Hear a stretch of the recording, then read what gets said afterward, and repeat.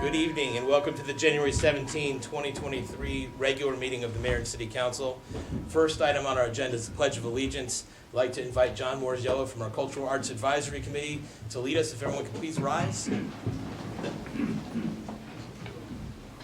I pledge allegiance to the flag of the United States of America and to the republic for which it stands, one nation under God, indivisible, with liberty and justice for all. Thank you, John. Next item on our agenda is reflection. I'd like to call for a moment of silence, please.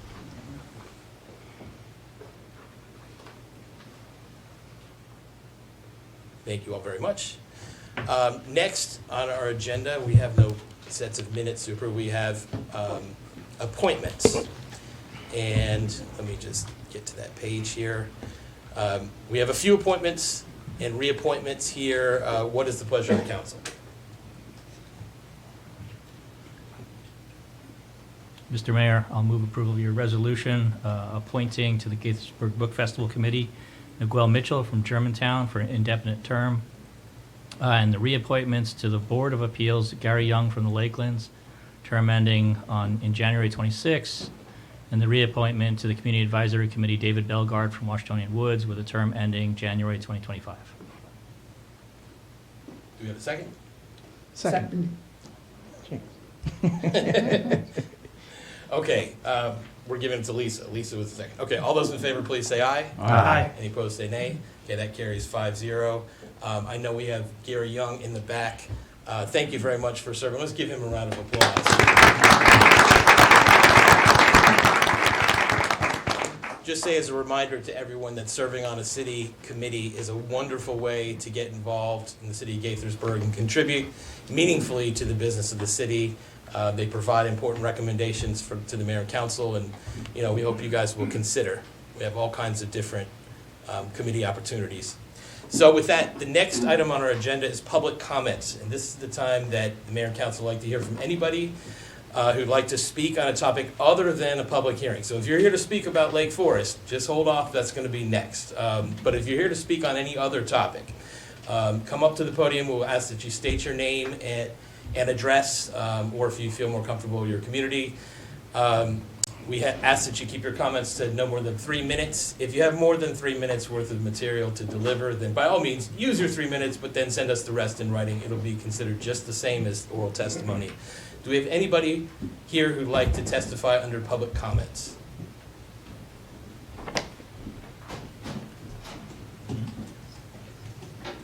I'm wondering if there's... Would you like to testify under public comments? Yeah. Come on up to the podium, please. Good evening. Good evening. My name is Susan Byrne. Show my whole face. And I am here out of concern. Can you just state your address or neighborhood just for the record? I live in the west end of Rockville. Thank you. Okay. And I am here out of concern for the families who experienced the explosion at Potomac Oaks on November 15th. 16th.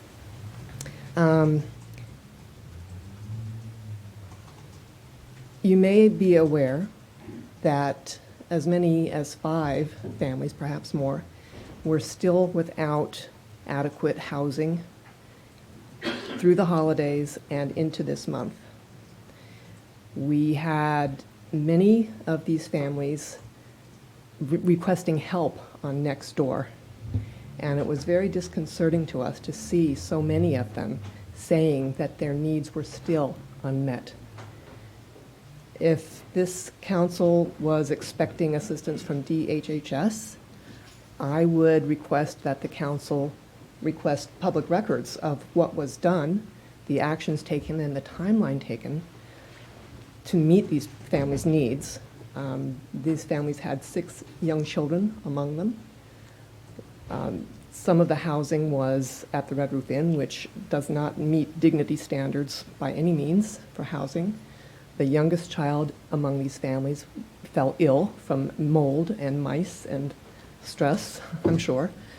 And the other children were of school age and had not even been provided with pupil personnel workers through MCPS. So a committee of concerned neighbors formed and met with these families, and in particular, Tiffany Kelly has been leading this, and she works tirelessly for better affordable homes, more affordable housing for families. These families that lost their affordable housing, even when they were provided with the means to seek new housing, couldn't find it. It's not out there. So that's another issue that we'd like to address with the council. And finally, if there is any public record of what was done on behalf of these families, I would request a copy of that and a review so that council might consider collaborating with us in filing a complaint, which we were advised to do, with the Office of Inspector General of the county regarding the abysmal performance of DHHS in serving these families. Many of the families reported that they were even more depressed after having to deal with DHHS and being told that nothing could be done for them, and that they were just going to have to deal with whatever they had, which was not sufficient. Thank you, Susan. Tanisha, can we ask Maureen to get an update on what's going on with DHHS and the families? Yes, and we do get weekly updates from Maureen through her work with the county. The detailed records may be difficult to comply with, as there are HIPAA violations and personal detailed information. But we are aware that there are a small number of families who were in very subsidized housing, and it's been challenging to find replacement housing for them in Gaithersburg. But each family has a caseworker. This is the first I've heard of an instance of someone falling ill. But we Susan, do get regular reports. Can you send me or Tanisha your email address? Absolutely. And then we can follow up with you offline. I will do that. Thank you. Thank you. Do we have anybody else who'd like to testify under public comments? Again, if you're here to speak about Lakeforest, that's coming up next.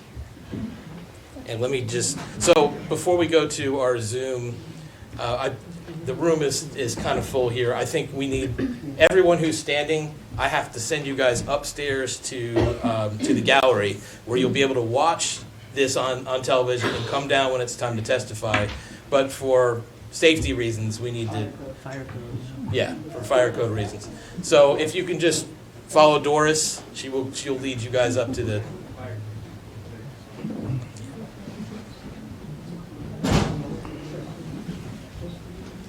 Thank you, appreciate it. Okay, tech team, while we're having some.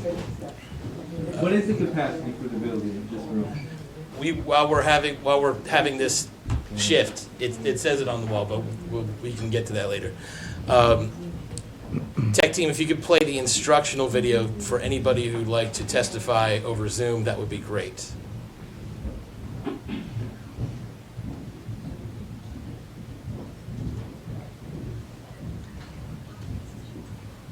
Good evening. If you've connected to the meeting tonight via Zoom and you're on a desktop or a laptop and you wish to make a public comment, we can't currently see or hear you. What you need to do, please, is wiggle your mouse around and look towards the bottom center of your screen. You should see a raised hand button. Go ahead and click on that now for us, please. Alternatively, if you've connected in via telephone, you can press *9. Thank you, tech team. I see one raised hand, and again, for those on Zoom, if you'd like to testify regarding Lakeforest, that agenda item will be coming up next. Tech team, if you could bring up Tiffany Kelly, that would be great. Tiffany, just when you unmute, just state your name and address or neighborhood and go right ahead. Thank you, Mayor. My name is Tiffany Kelly. I reside in Shady Grove 3 in the city of Gaithersburg. I'm here to provide additional comment, not just to the apparent disservice that many of the families affected by the Potomac explosion have endured, but to say that there was not an equity lens applied at the time of the relief services. There are many families that were well insured and that were economically stable. they are doing extraordinarily well. But you will find of the families that are still yet to be housed or still struggling, they were populations of people that have been historically marginalized in our community. Our county does a lot of talking about equity. What they did was give everybody, no matter the size of the family, no matter how many children, the same level of benefit. Equity work tells us that we want everyone to end up at the same point at the end. The inputs on the front end need to be different. I don't understand how the decision was made to give everyone the same amount, no matter what the family size. But in a loss of 24 homes, this was the perfect test to see if our equity is really working in this county. I am still working with families. I have compiled a detailed spreadsheet of every family's concerns. Some of them have been met following a reporter seeing my plea for help in reaching out to various entities. But the very neediest of those families still need so much help. It's really time for us to look at our procedures and our processes, particularly when it comes to disasters such as this in our county. Thank you for your time. Thank you, Tiffany. Do we have anybody else, either in person or on Zoom, who'd like to testify? Not seeing anyone in the room, not seeing any hands currently on Zoom. Okay. Thank you for the testimony. We will follow up with our staff and with DHHS. It is the Montgomery County that is the lead agency, and on the when it came to the Potomac Oaks explosion and those displaced tragically by it, and we have played a supporting role and will continue and try to do our best by our families. And with that, we will go into our joint public hearing, next agenda item, and invite the Planning Commission to join us here at the dais.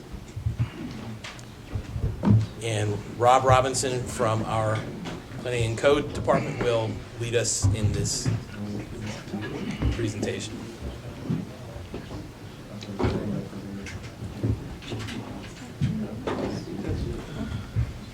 Thank you, Mayor. Good evening, members of the council and members of the commission. This is the joint public hearing on zoning map amendment application Z944-2022 with an associated sketch plan. Notice of this public hearing was published in the December 29, 2022 and the January 5th, 2023 editions of the Washington Post. The property was posted, notifications were mailed, and hearing notice was presented on the city's website. There are currently 37 exhibits in the formal record. Staff notes there were only 28 exhibits when the hearing packet was submitted. However, all exhibits are available for review at any time on the city's project page on the city's website. Any dispute of an exhibit must be presented prior to the closing of the records. The applicant WRS has submitted the subject application in order to rezone the Lakeforest Mall from the current C2 general commercial to the MXD zone mixed use. The application includes, as mentioned, a sketch plan requesting up to approximately 1.2 million square feet of non-residential uses and up to 1,600 dwelling units on approximately 102 acres of land in accordance with section 24160D9A. Application for the MXD zone and sketch plan approval of the city code. Before I introduce the applicant and begin their presentation, once again, I'd like to take a moment, because there's so many people here, to address what a sketch plan is. I think it's very important. A sketch plan is the first step in the MXD development process. A sketch plan provides the overarching framework for all the subsequent plans. It lays out the broad design pattern and connectivity network.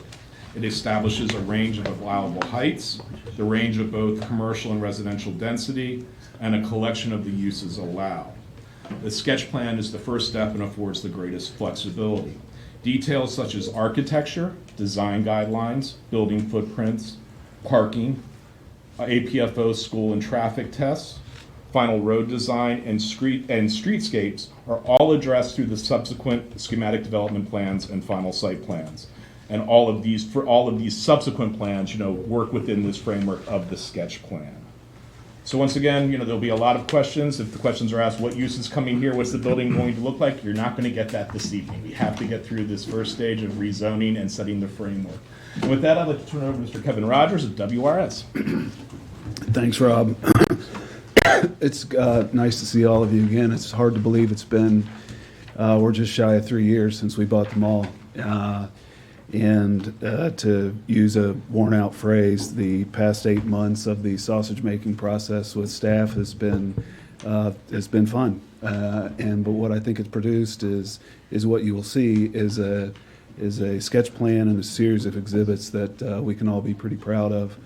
I want to thank staff, Rob, John, I saw Tom here, I'm sure there's others. A lot of hours spent in the conference room upstairs.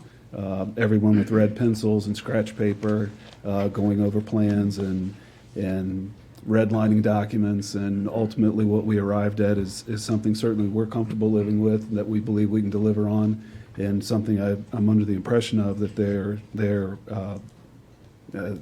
they're supportive of at this stage, is my impression.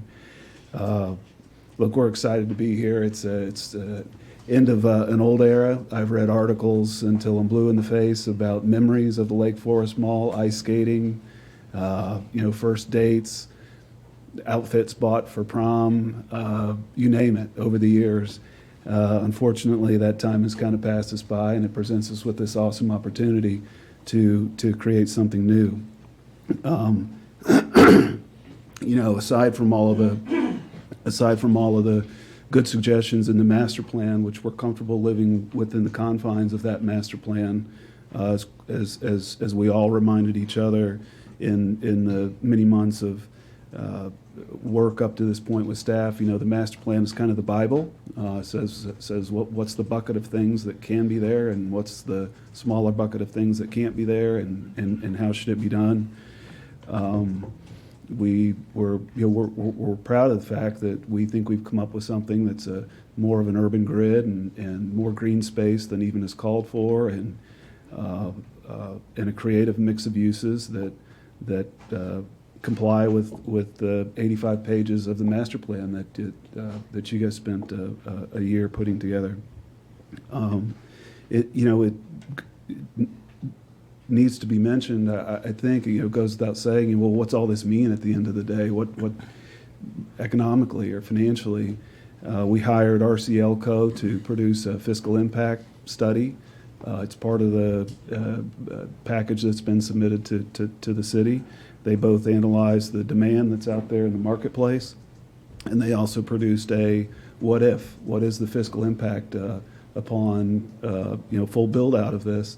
And it's meaningful. It's up to 6,000 new jobs in the city, and it's up to $5 million a year that land in the city's coffers through real estate taxes, income taxes, all manner of different permits and fees, and that's big, and that's part of what we're proud of looking forward to achieve. I'm going to keep this short before I get to introducing our team. I guess I would like to ask you, as this project moves its way through the approval process, I'd like for you to consider one thing, whatever the phrase is, exercise caution, or of course you're careful, be careful. Part of me would like to say just don't do it. Every project comes with approvals and a set of conditions. Every project everywhere has conditions. Conditions that are concerning to us are ones that might run counter to the demands of the marketplace. So if the master plan says, hey, this project can have this big giant bucket of stuff. There's lots of talk about how many homes, all kinds of different things, the types of homes. If the marketplace says, okay, from that bucket of things, this segment of the market is ready to go now, and this segment of the market is ready to go now. Believe me, we're heavily incentivized to develop all of it as quickly as we can.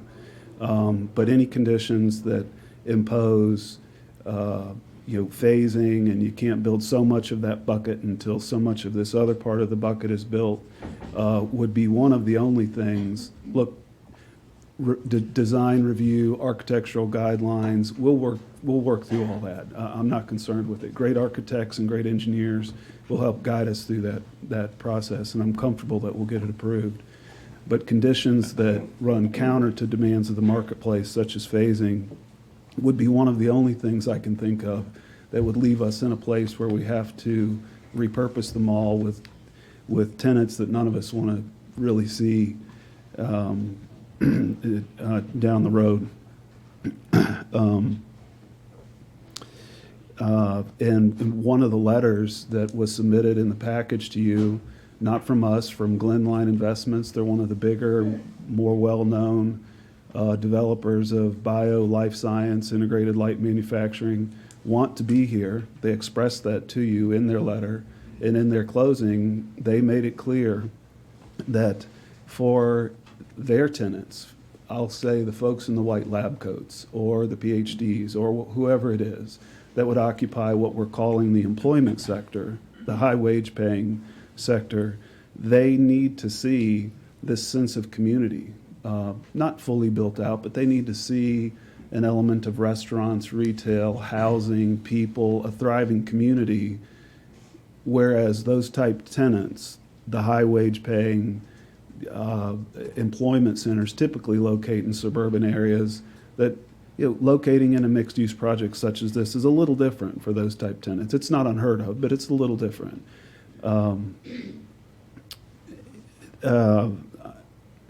Meant to mention a moment ago what has been, I think, put out there, but we will be closing the mall at the end of March. Macy's is closing their store at the end of March. We're down to just a handful of tenants. Again, it's kind of purposeful vacancy that we've maintained so that we can, at the right time, both close the mall and demolish it to make way for this redevelopment. I'll do two things. I want to just introduce our team, and then I want to introduce to you the home builder that we have entered into an agreement with to build all of the for sale housing stock at the development. And that includes, we're fortunate, and you'll hear from him yourself, we're fortunate that we found someone who is a big enough organization to bring to the project not only what we might call conventional townhomes, but a cross-section of the gap housing that was called for in the master plan. So just quickly, Gary Rogers with Rogers Consulting is sitting next to Rob here.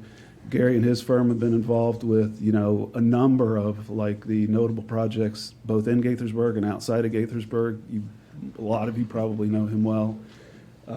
Dimitri Bacchus is, among other things, an urban planner, member of the Congress of New Urbanism, an award winner from them, has done projects all over the world. And I joked early on with some of you 3 years ago, 2.5 years ago, for a project such as this.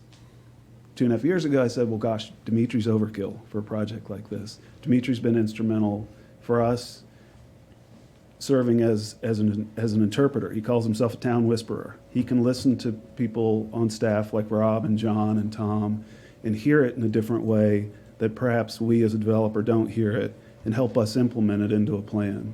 And then, of course, last but not least, you can't do anything these days without having a lawyer or two tagging along, whether you're adding on a porch to your house or tearing down a 1 million square foot mall. Bob Dalrymple and Matt Gordon with Selzer Govich have been kind of guiding us through some of the legal matters. So with that, I want to introduce Dave DeMarco with Pulte Homes. We have an agreement with Dave to do full complement of for sale housing at the project, and he will be with us every step of the way as we go through this project. The other folks on our team are going to step up here in time and share with you various sort of pieces and parts of the package that you have in front of you. And of course, any of us that you have questions of, just let us know and we'll hop back up here. Thank you. Thank you.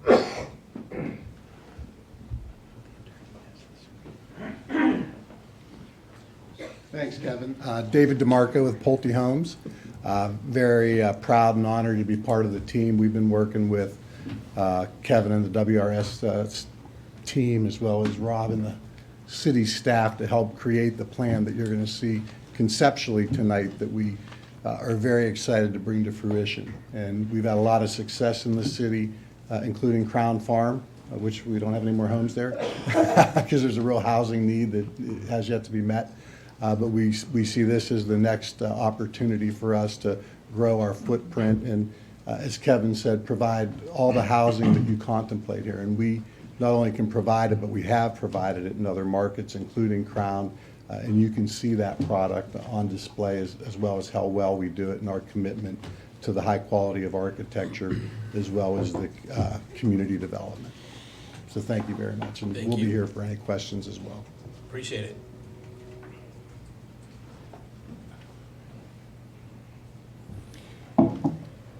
Thanks, Kevin and Dave.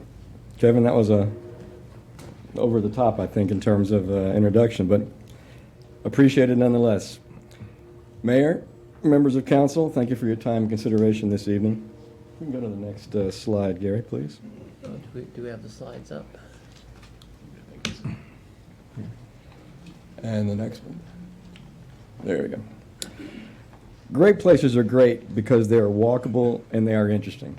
Sounds simple, right? But the simple words walkable and interesting convey a complex story about the desirability, success, and equity of a place. So how does this magic formula come to be? What specific attribute turns a great place into a transformative one? Next slide, please, Gary. I use the word transformative purposefully here because the redevelopment of Lakeforest Mall offers Gaithersburg just such an opportunity. The mall property is uniquely situated in both its location and its timing. And if redeveloped correctly, it has the capacity to set the stage for impactful changes to people's quality of life and standard of living for decades to come. Next slide. So let's talk about what makes a place great. First, great places are scaled to the pedestrian. This is easy to see just by looking at their two-dimensional plan in most instances. For example, such places typically have most, if not all, of the following: smaller blocks, interconnected street networks, clear pedestrian connectivity to and through them, and varieties of open space types. Taken together, these constitute the public realm. Second, great places have a built form that responds to and activates the public realm. Slide before. I think we're off a slide. There so you go. let's go backwards. The built form is the third dimension, the arrangement and massing of buildings and their architecture, which overlays the plan. These are often mixed use, vary greatly in type and scale, and access directly onto the streets and sidewalks that surround them. This slide shows a simple but powerful example right here in Gaithersburg. For purposes of discussion, let's label this development 1.0. The traditional way communities used to be built until about World War II. All of you have at one point or another worked in, lived in, driven through, or visited such places. Next slide, please. After the war, Development 2.0 took hold and replaced Development 1.0 entirely, the great suburban experiment. In almost every aspect, suburbia is the design opposite of traditional towns and cities, even though it is promoted with the same descriptions and imagery as traditional neighborhoods and main streets. Suburbia perfected the notion of single-use zoning, a powerful tool that has become over time turned into a means for control and exclusivity. Development 2.0 reduced and or eliminated access to the public realm for the primary benefit of the car. Lakeforest Mall is a prime example of a single-use, privatized, car-dependent community. Next slide, please. As the negative impacts of suburbia began to show themselves in society and the environment, a hybrid approach evolved. Let's call this Development 3.0. Some of you know this type of development having visited Kentlands, Lakelands, or Rio here in Gaithersburg, or the many other examples in the DC region and around the country. It has many names: new urbanism, smart growth, neo-traditional development. Next slide, please. Many of the urban attributes of great places I just spoke to you about in reference to Development 1.0 are present in these projects. Next slide, please. Developers and residents appreciate such places, building and moving into them in great numbers. Gaithersburg, like many cities around the U.S., understands the importance of such places and facilitates their development through master planning, housing policies, and zoning ordinances. WRS has worked hand in hand with the city to craft the sketch plan we are presenting to you this evening. Using the city's award-winning Lakeforest Mall Master Plan as the controlling document, we have together prepared the blocks the mix of housing types, the open spaces, and the varied uses illustrated in the sketch plan, which Gary will review with you in more detail in just a moment. To ensure that our concepts are sound and the plan buildable, we have engaged early with partners who will be working with WRS on the project. For example, residential development plays a crucial role in the reimagining of Lakeforest, which is why we've engaged with Pulte Homes, represented here tonight by Dave, to properly ensure its delivery. Their history and experience in and around Gaithersburg are invaluable. So, is Development 3.0 enough? Is there a need to continue the evolution of how we deliver the places we live, work, and play? The Lakeforest Mall Master Plan wisely promotes this next step and sets the stage to do so for those who are willing to take up the challenge. Lakeforest's redevelopment is the opportunity to show how, and WRS and its partners are committed to the effort. The opportunity represents a not-so-common alignment of goals, and it needs to be taken advantage of. This brings me back to the question at the beginning. What specific attribute turns a great place into a transformational one? What extra effort is needed? I hinted at it at the beginning of my talk. Development 3.0 only becomes transformational if it is allowed to spread beyond its initial property boundaries. And to be able to do so, it must face outward and engage surrounding streets and developments. Rio, Kentlands, and Lakelands capture the qualities of great places, but do not project them outward. This is mostly due to DOT policies, which severely limit how development can be integrated into surrounding street and highway systems. The result is that you drive by or enter into such places through buffers, gateways, or parking lots along their peripheries because direct engagement is often not permitted. In this regard, even though Kentlands, Lakelands, and Rio are great places, they behave just like every other suburban development within the greater community context of Gaithersburg. They are pods, inward-facing, isolated from one another, bordered by highway-like infrastructure that offers limited access into and out of them. Where DOTs are sympathetic to good urban design outcomes, and yes, there are a few of those scattered about the United States, it is sometimes developers and cities themselves that choose to limit the spread of walkable public realms because they find it difficult or disadvantageous to break from the suburban mentality that promotes exclusivity and control. This is very different from traditional, most often pre-war development 1.0 types of places like downtown Gaithersburg or Bethesda or even Silver Springs, for example. The experience of arriving at such places is based on walking, driving, cycling, or taking transit to and through them. They integrate with and influence their surroundings by facing outward. You know you've arrived when the activity and walkability of the streets, buildings, and open spaces activate and promote pedestrian use. Such places influence adjacent areas, improving those with auto-dependent zoning, sometimes slowly, sometimes quickly, increasing the walkability and mixed-use character of the community as a whole. Next slide, please. Following the Lakeforest Master Plan and working closely with the city, other agencies, and builders such as Pulte Homes, the redevelopment of Lakeforest aims to do the same with those areas that surround the mall, which would benefit greatly from such a transition. The sketch plan Gary will review with you has this important and unique attribute, one that other new mixed-use pedestrian-oriented projects in the area do not. Lakeforest faces outward and fully engages both the new and existing street system. All of the proposed blocks and buildings connect with, front onto, and locate important civic amenities alongside them. It does so in spite of the fact that the current streets on the periphery are not very pedestrian-friendly. Next slide. For example, two of the most important places within this proposed development will be a new transit center, labeled with a T on the plan, and an outdoor entertainment district, which amenitizes the existing retention ponds. Both will be developed and face onto the streets that surround the property. This single but critical attribute will, over time, enable the transformation of not just the mall property, but the highway-like street system that currently acts as a barrier. This transformation will encourage the redevelopment of adjacent properties into more walkable, pedestrian-friendly places. If you think about it, it's an opportunity to come full circle, back to Development 1.0, and reintroduce into Gaithersburg the time-tested traditional methods of building places. Next slide. I'll now hand it over to Gary, who will go over in a bit more detail the design elements and uses for the blocks proposed in the sketch plan. Thank you. Thank you.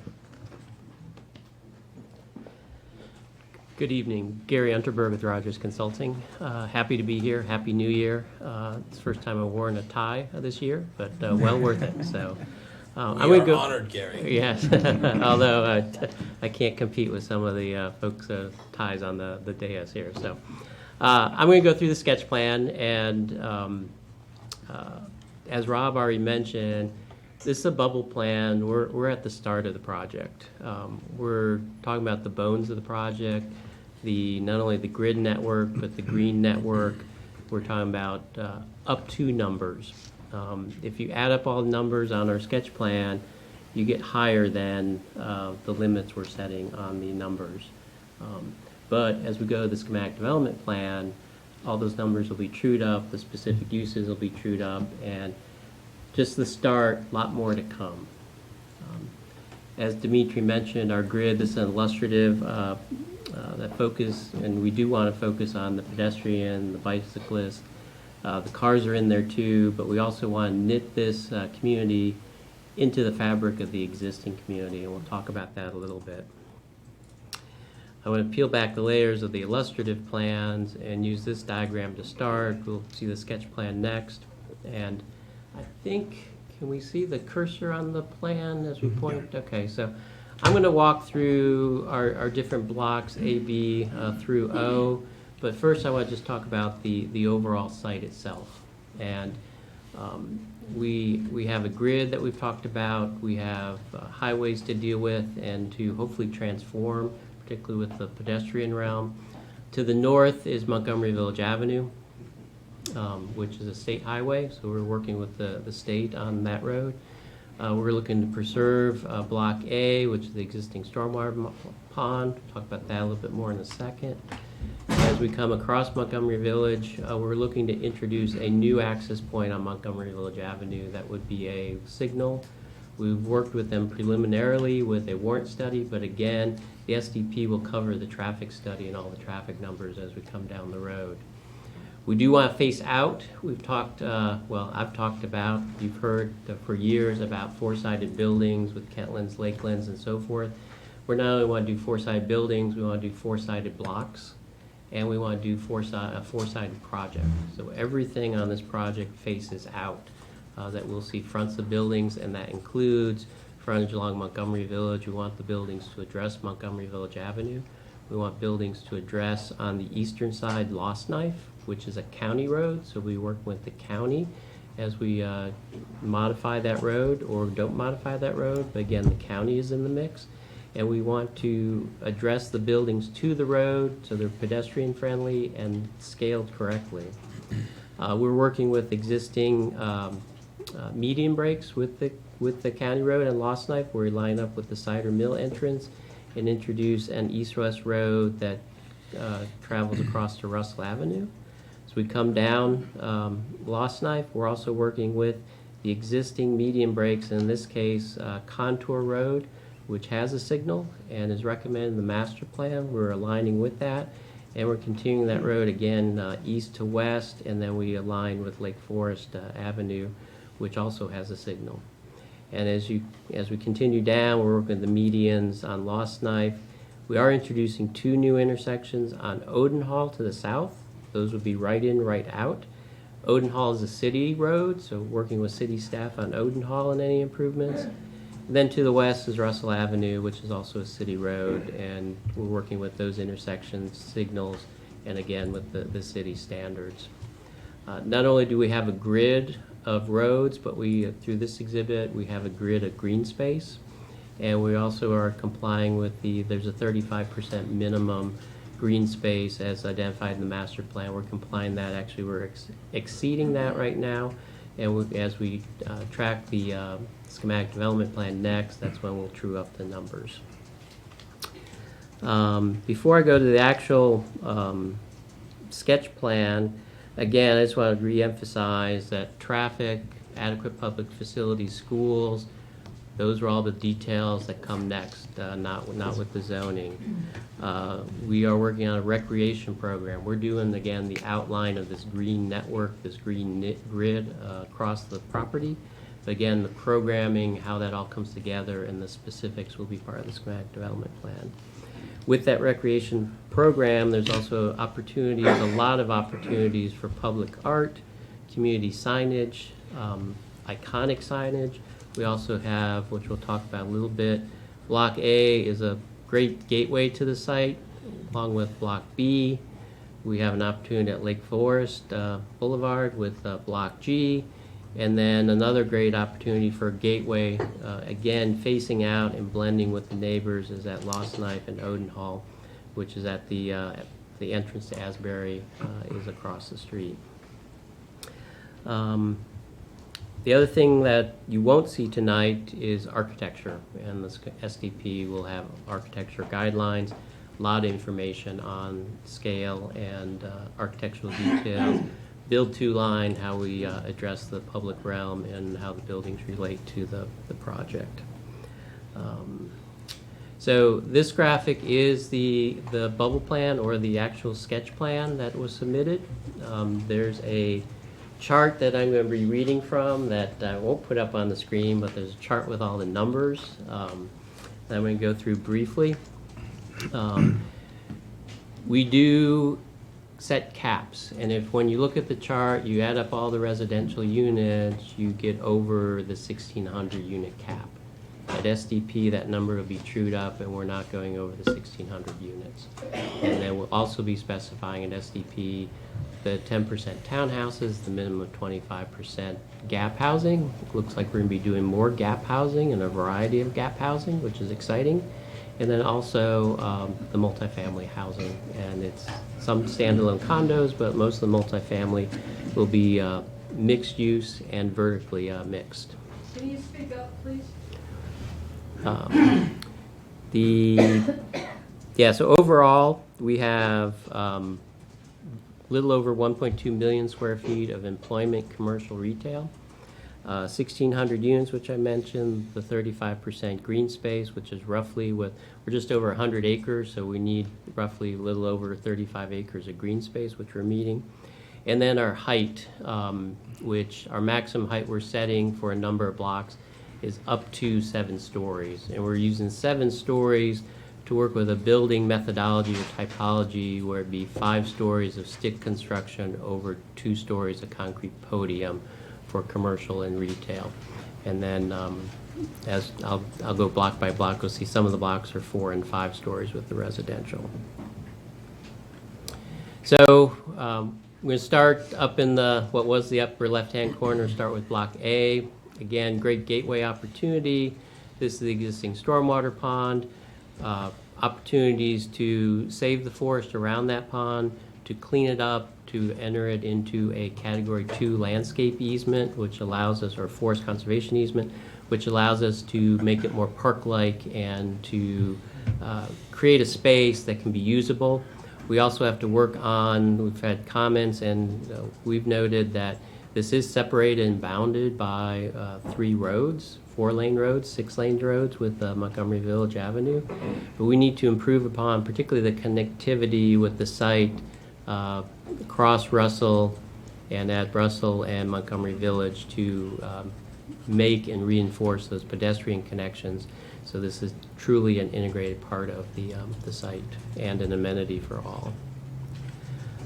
Block B is exciting because it not only saves the other stormwater pond, but it also creates an entertainment district.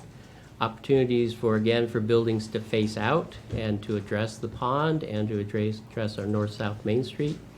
We will have parking on all the city streets. And this would be a mix of restaurant, entertainment. There's some employment uses. We are limiting this up to 4 stories. But we're also looking at opportunities to do rooftop decks, rooftop amenities, and overlooks to the pond and make this a real focal point of the community. Block C, which is a mix of retail and residential primarily. We do want all buildings to face out to all 4 sides of the block and to address the street and to provide that pedestrian scale and that pedestrian realm that not only relates to the internal streets, but relates to the external streets, which includes Montgomery Village Avenue and Lost Knife. Numbers here are up to 350,000 square feet of commercial. This is a large block. We are looking to stack several of the uses, retail upon retail, and then with housing on top. And this block would be up to 7 stories. Parking, I'll go back to B a little bit. Parking, we want to limit parking with our entertainment district. Opportunity for more pedestrian shared streets, and block B, opportunity to close down that street for farmers market, festivals, special occasions. By being able to do that, we would park those uses in either block C or blocks E or F and parking structures that are internal to these blocks. Block D is our main employment block, and also with block D, there's multiple arrows that show access. Both these larger blocks could be split up into or further subdivided into smaller blocks as we go to the SDP once we have specific buildings. We also are looking for a mix of units, although primarily this is where the bulk of our employment uses are, up to 750,000 square feet. Again, parking structure, and we have up to 30,000 square feet of retail that again would be on the first floor and would address our main street and our public realm. You know, the group blocks E and F together, and there's an either-or situation here, but there's also a dynamic relationship between the two. On the right-hand side is an extra green edge, which links or interlinks our green network with the rest of the site.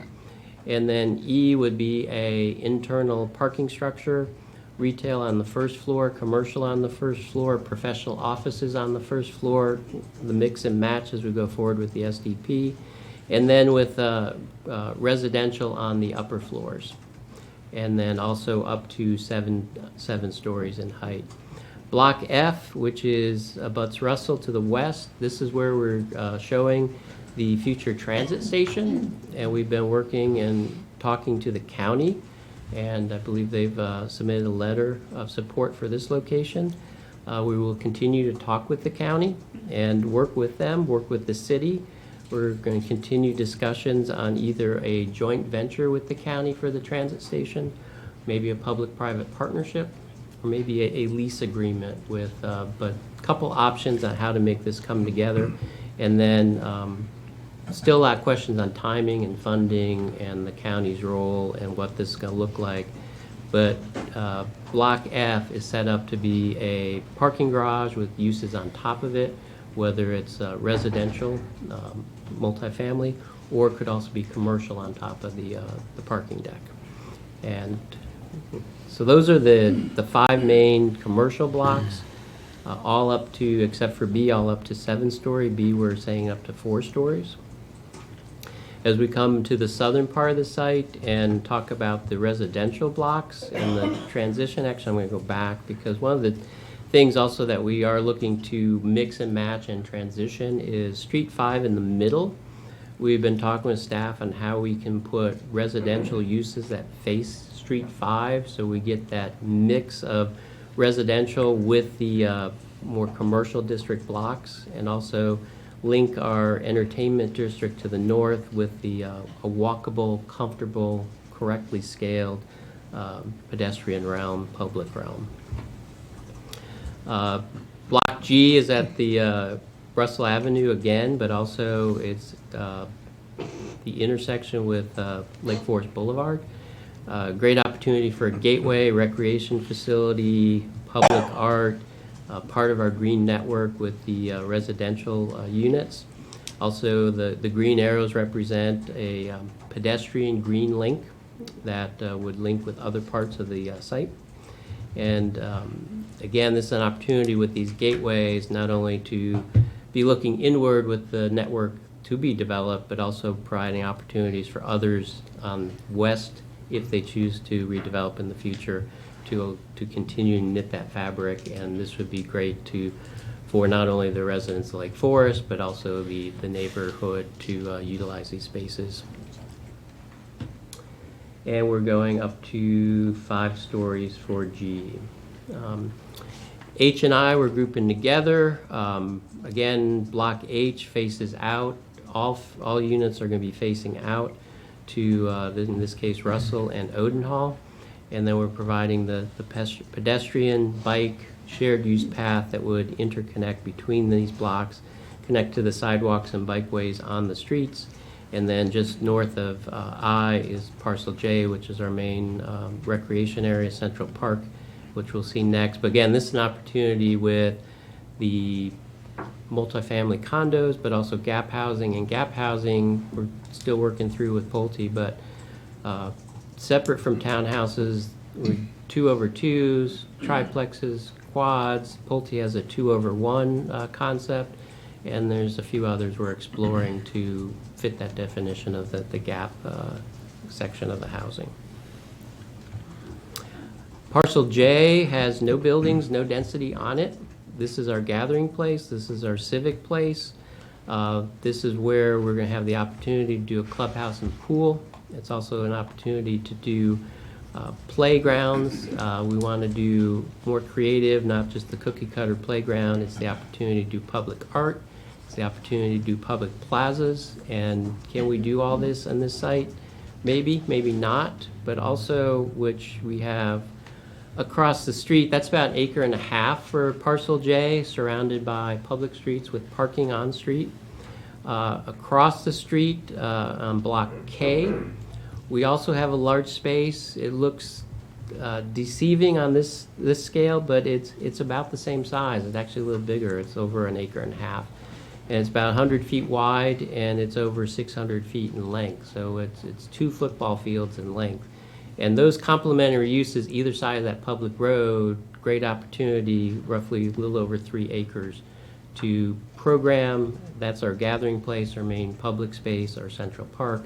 Also the opportunity for pool and clubhouse. So that will more detail on that as we go forward with the SDP. Each of these 4 blocks in a row, as they go over to and face onto Lost Knife, we provide a green connection, again, a trail, shared use, bicycle, sidewalks, probably shared use to combine all of the above to interconnect over and above or as a green grid. Last but not least, we get to blocks O and P, again at the corner of O, which is Lost Knife and Odenhall. Another great opportunity for a gateway, a signature park that reaches out and relates to our neighbors and also relates back into the community. And again, housing, Block P, units would face out to Odenhall. And we also have another Triangle Park that's a great place, probably a great place for a playground, but that whole program will be detailing out as we come forward with the schematic development plan. With that wraps up the brief overview of the sketch plan and introduce Bob Dalrymple to take us through the next steps. Good evening. I'm Bob Dalrymple, and along with Matt Gordon, we're land use counsel to the applicant. We're with the law firm of Selzer Gervich. Over the 35, 36 years I've been doing this, it's getting harder to stand up and get to this podium. I'd like to reiterate what Kevin said at the beginning and thank the staff. Their input, the dialogue we've had with them, their creativity has been invaluable to the development of this plan, and so I just wanted to publicly thank them for their efforts. We are at the starting line for sure with this rezoning application and sketch plan, but we are laser focused on getting to the finish line as well. And in measuring the greatness of this project, we will only be able to do that when this project is fully built out and all of the parts and pieces are in place. That said, it's going to require some patience. It's a large project, it's a complex project, it's an expensive project. The build out and the timing and the delivery of the blocks and the mix of uses and all of the components of the project need to be responsive to the marketplace. The one way for this project to fail will be trying to force things that the market is not ready to support. And we will work closely with you and your staff and others to make sure that we're getting that part of it right, and that the delivery of all of these pieces is coming at the appropriate time to be able to build upon each block with the next block. Some uses are more dependent on other uses, and that's all part of the equation, and that's all what we all need to be paying close attention to. As Gary indicated, we are going to be proceeding following the rezoning application if we're fortunate enough to get your approval of the zoning and the sketch plan. Our next step will be schematic development plan, and it is our intent to do a single SDP. That's a pretty monumental task because, as you know, there's a lot more detail that's provided in the SDP than what we're providing in the sketch plan. But we think it's important to be able to look at this project as a whole, to be able to evaluate it as a whole, and then to allow the build out to be piece by piece with site plans being submitted and hopefully approved as the market is telling us that the time is right. With the SDP, we will be getting a lot more detail and specificity. We will be developing design guidelines, bringing a higher level of engineering and architecture to the process. And as Gary was just discussing, we are already working on a general development agreement with Montgomery County Department of Transportation for the transit center, which is something that is in the master plan and that we have fully embraced. We think it's not just a good opportunity, but a great opportunity to provide this transit center that will allow for the movement of people. It will also bring people to the site. In fact, we have a design meeting tomorrow morning with DOT, and we're moving along in a very congenial way with the department and with your staff as well. In your record already is the preliminary staff report that Rob prepared, as well as the statement of justification that we submitted as part of our application. Those documents provide in a fair amount of detail how we meet the goals, objectives, requirements, intents, purposes of the floating zone and of the MXD specifically. And it also demonstrates our compliance with the master plan, and in particular the special conditions and requirements of the master plan and how this project satisfies them. Those reports also detail how this project is internally and externally compatible with other uses and is harmonious and compatible with the surrounding areas and surrounding uses. I'm saying this because I'm not going to get into the details of exactly how we do that. It's already in the record. If you have questions about it, I think that's going to be a more efficient way of addressing that. But those documents do, in some detail, demonstrate how we meet the standards necessary to get rezoning and sketch plan approval from you. You know, the city has multiple successful mixed-use planned communities. This is one that I would contend is unique and different.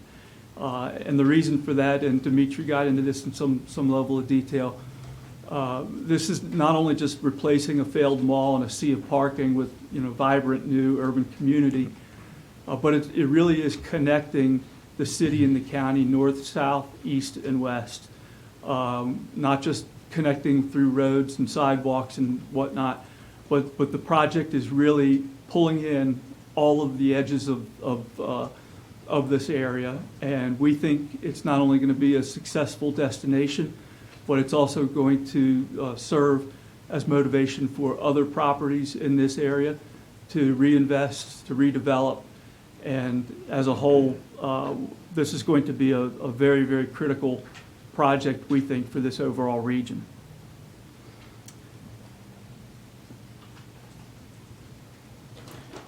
So with that, I'm going to close by just repeating how excited we are to be here, to get going with this project, to get to the next level, and then the next level after that, to get into the ground. We do need to demolish the mall, which is take a while. The site work's going to be quite extensive. So we are looking for ways to try to be able to move things up in the schedule so that we're not needing to wait and do everything consecutively, but rather maybe we could do some things concurrently. And if you're interested in my ideas on that, I'd be happy to share them. We're working with staff on some tools that we think are appropriate for this project. I'm not sure that we've convinced them yet, but we will continue to work on that. So our whole team is here for Q&A. We'll step aside now and let you get to the public. Bob, stay up there because my first question is going to come to you, but I want to thank you guys first for the presentation. We're going to do some questions just for the audience's sake. We're going to do some Q&A from the Mayor, Council, and Planning Commission, then we want to hear from the public. So thanks for your patience, but we want to hear from everybody who wants to testify. Bob, first question, since you brought up demolishing the mall, do you have some sort of time frame as to when WRS plans to demolish the mall? Well, we'd like to demolish it as soon as we can. The problem with that is that the financing on the site right now requires the mall to remain there as an option, that if things go really sideways and we're no longer looking at redevelopment of the site, we instead would be looking at re-tenanting the mall, which is clearly not something that WRS wants to do. But we have to keep that in place. We have to keep that ability in place in the REA that also dictates that mall remain until we're ready for the redevelopment of the site, which is going to be pretty late in the Maryland's a late vesting state, as you know. Your zoning is not secure until you have a substantial construction start. So we need to keep all of our alternatives open. The tool that I mentioned is called a Development Rights and Responsibilities Agreement, which allows what is otherwise not allowed in Maryland, which is contract zoning. We could enter into a development agreement with the city that would provide mutual assurances for both the private and the public sectors that would allow those schedules to ramp up and for us to be able to do things like demo, grading, pond work, things of that nature sooner than we otherwise will be comfortable doing. And we'd be happy to discuss that. We did one in an adjacent jurisdiction for a large 3 million square foot redevelopment project by Saul at the Twin Brook Metro. And we did a DRRA, as they're called, in that instance. And it really allowed not only, a more expedited delivery of things, but it also allowed a further commitment to providing public benefits and amenities earlier on in the process. Understand. I don't want to sidetrack us with that particular discussion. Agreed. I do want to say that it's important to all of us to have a full public process and give our community a chance to weigh in at every opportunity. So, absolutely, I agree. So with that, I have a question for Gary. You mentioned with regard to G, the plot of land we're calling G in this sketch plan, that it's potential for recreation facility. I just wanted to follow up on that because we've had a number of public comments that have been focused on providing additional public amenities, and obviously we see the transit center as part of it, and we see some green space, but I think people are curious to hear what potential there could be for additional public amenities that are sort of meaningful to the community. So was that remark about G a recreation facility potentially for that community or for the whole broader community? What were your thoughts there? Yeah, I want to go back to the overall plan because you talking about G or J with the. Well, J you said was the clubhouse, the pool, public right. art, and then but you had made a comment about G as well. Maybe it was mistaken, but I wrote it down when you said it. No, it's an option, and that's what we're trying to figure out is what's appropriate to not only serve this community, but what could potentially be available for neighboring facilities too. So G's a little bit over a half acre, maybe 3/4 an acre in size on Russell Avenue. It is next to the, just south of the future transit station and that mixed-use building. I don't know if there'd be some synergy with the transit station itself and some facility associated with the transit facility, which might be an option. So I think that's on the table, but that's what we're trying to figure out. Okay. So I don't know if you had any specific ideas or things in mind, or... Well, I just think we would like to sort of lay groundwork so that there's as much potential for public amenities as possible, and we're curious. I mean, obviously, we'll hear more about this sort of thing at the schematic development plan level, but we want there to be opportunity for creativity from WRS on what sort of in addition to a transit. I mean, it's a big project, and there's a lot of uses, and we think there should be a lot of different types of amenities. At least I'm speaking for me. I think there should be a lot of different types of amenities, not just a transit center and some grassy areas, but beyond that for our community. So I just want to put that out there. So a question about pedestrian scaled frontages along 124 Montgomery Village Avenue. How does that work?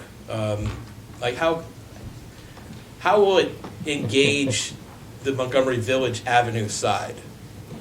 So, particularly with Block C, which is Montgomery Village Avenue, that's up in the air. And to engage that road, we'd want to put residential units or commercial, probably not commercial frontage, because we want to probably save the commercial frontage for folks on the north-south street or the east-west street that would have parallel parking on it. But we do want to have buildings that face, and with multifamily building, that would be units that face out to the road. They'd be at the level of the road, which is lower than it is now. And then what's the appropriate setback if we have units, if we have possibly we have front doors, maybe not front doors that face that pedestrian way that should be along Montgomery Village Avenue. Okay. And I will get more of this at SDP, I realize too, but has WRS considered utilizing traffic circles at the main entrance roads of this project? We've had a couple traffic roundabout discussions with staff. Different agencies have different opinions of traffic circles. So State Highways opened that discussion. The question is with a 6-lane road on Montgomery Village Avenue, is it better to be a traffic light versus a circle, which would be a 3-lane roundabout, be pretty big. So that, and we will be discussing the traffic study with State Highway with their review at the SDP. We've talked about traffic circles interior to the site, particularly at the intersection of Street 1 north-south with Street 3 east-west, which is right in the middle. Yeah. My opinion, traffic circles, they're great for cars, and they circulate cars through the neighborhood. But for pedestrians and shortening the crosswalks and some of the Vision Zero, although there's differing opinions on Vision Zero, to me the smaller intersection is better for pedestrians. We've had that discussion with staff. It doesn't preclude a roundabout or a circle coming back into this plan as we go to SDP. But personally, I'd rather see the squared up intersections, either with traffic lights, raised crosswalks, other traffic calming techniques. But again, with the SDP, we'll have the traffic numbers to back that up, because that's another part of the equations. How much traffic is going through each intersection, and what's the appropriate way to regulate that traffic, but also how can we get pedestrians to safely cross the road. Fair enough, and I expect there'll be some lively dialogue with our staff. And I'm sure there'll be a few more conversations with traffic circles. Very light. When we get to Kevin Rogers opened up the conversation with a talk about their desire not to have us implement phasing requirements on this project.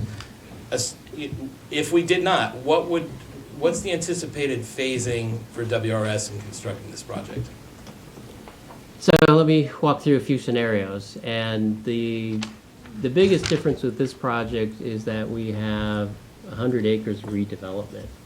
So Bob mentioned demoing the mall. The mall's over 15 acres of building. It's over 1 million square feet. It's a big building. But not only with the building, we have a series of utilities that need to be relocated. And I can go in more detail if you want, but it's interesting what they did back in the 70s that we can't do today. And there's storm drain pipe in Lost Knife Road, which is the county, and it travels through the private system, storm drain system in the mall.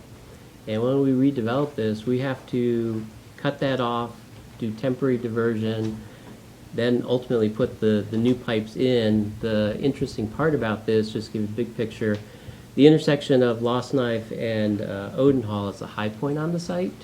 Pond 1 is the low point on the site. So everything goes from southeast to northwest. And once we take the building out of the way, we have to do major infrastructure work to relocate pipe, keep roads draining that are still operating. So there's a big chunk of infrastructure that needs to happen. We're going to be detailing that out more with the SDP. But to a certain extent, this road grid needs to be put in place with a big part of infrastructure to set up these individual blocks to go forward. And then how that's phased, market, commercial, employment, residential, we got to figure that out. But if we set up the grid and have the infrastructure in, we got a lot of possibilities on a lot of money to be spent, but a lot of possibilities how we can phase the development of the different blocks. Thank you for that. Just two more comments as you guys move forward to SDP. Speaking for me, my expectations are I want to see from WRS some creativity in programming and activating public spaces and amenities. And I want, in terms of design guidelines, this is such an important project for us. It's such an important piece of land for us. I want to see a higher standard in our design guidelines that come before us than what is the minimum legally compliant. I want this to be a really nice project, and so those are my expectations. I'm just setting them out there. Who'd like to go next? Jim McNulty. Thank you, Mayor. First of all, thank you, Gary and Kevin and Rob and everybody for for the presentation. This is obviously a number of years in the making. I think every single one of us up here is excited to finally be having this conversation. Obviously, the community is incredibly engaged, and you know, we have one chance to get this right, and we really appreciate staff's involvement in doing the due diligence and getting to this point. Obviously, we all have lots of questions and thoughts. I took a lot of notes as I went through the packet. I'll try to be brief with them. I have several overarching thoughts, and then I kind of dug down into some of the blocks. So I appreciate your thoughts on some of this. To start, on packet page 66, you mentioned that the property may continue to include some interim commercial uses as allowed under the vested C2 zone. With the closing of Macy's and the mall in March, do you still anticipate that, or are you expecting that we're going to be expediting the rezoning, assuming that we approve it to MXD sooner than that? Yeah, I think that's changed. I don't know if Kevin or Bob want to address that, but you know, that was a discussion when we submitted, Sure. you know, last November, and now we're fast forward to where we are today. So Yeah, the mall, as Kevin indicated, the mall will close at the end of March, 2 months from now. But the mall will still be there, and the zoning will still be there until it's not. And the ability to re-tenant the mall is very important. to the financing that's in place currently. So we need to retain the possibility of doing that as a fallback. Certainly not our intent, and wouldn't be our choice. Great, thank you.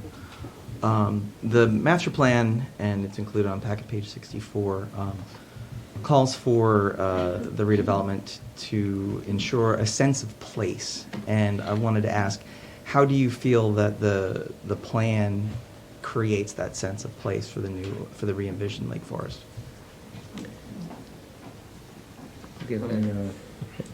Good question. The most important aspect of the plan is, as we've mentioned several times, is that it faces outward. The sense of place is upon the arrival into an area that you feel embraced by what's going on and part of the activity that's happening there. So sense of place is more than just a gateway or a sign that says you've arrived at whatever this project will eventually be named.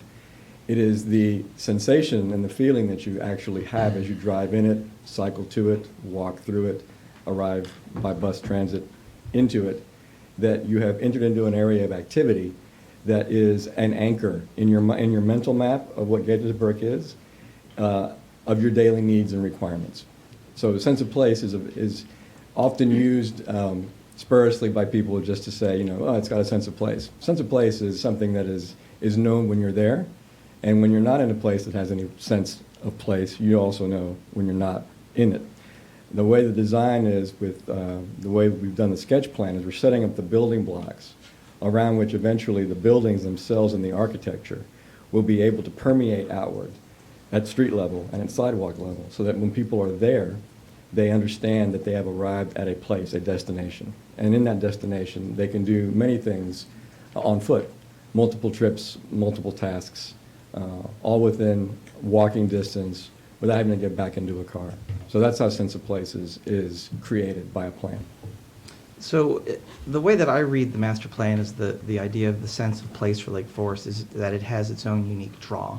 And even the RCLCO report that you included talks about the need for it to differentiate itself from places like Rio and Crown. So I'm more interested in what are the unique features of this development that are going to give it that sense of place versus just engaging outward streets, which admittedly are rather busy streets. Right, well, busy doesn't mean it's not creating a sense of place. Busy actually encourages sense of place. So the way that the RCLCO report described the uses that could be in here, again, you can have a lot of interesting uses in a place that is placeless. Giant suburban campuses have lots of great uses, but they're not actually places.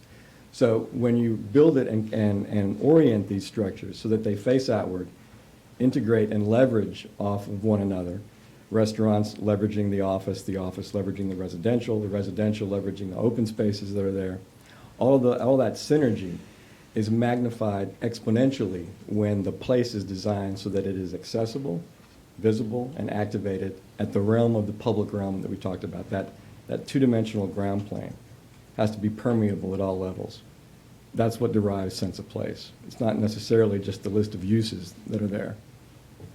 Okay, thank you. Mm-hmm. Speaking of ground level, one of the things that Gary talked about was the trying to activate Block A and understanding that it's across Russell Avenue and the challenge of activating that other space.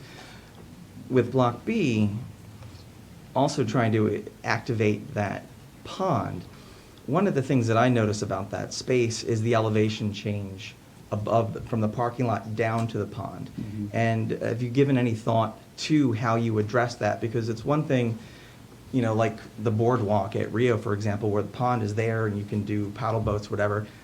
Obviously, it's a much smaller body of water here, and then you get the topography change. So what are you, at least at this stage, thinking about how that you make that a feature versus just a bookend? Yeah, so two different scenarios, and one for Block A, because that can be accessible.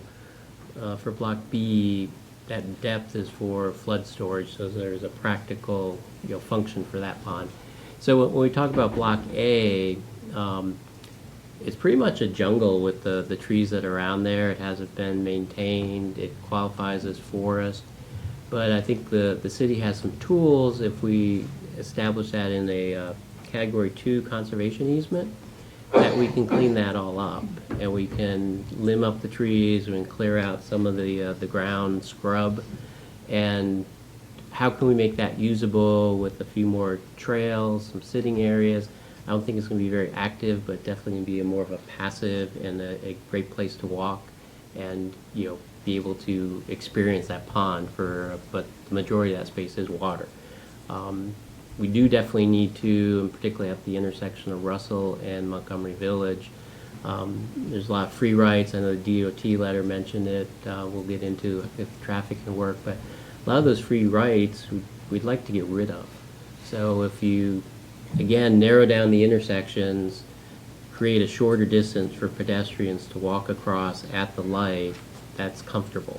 And then that way people can, they feel comfortable crossing Russell.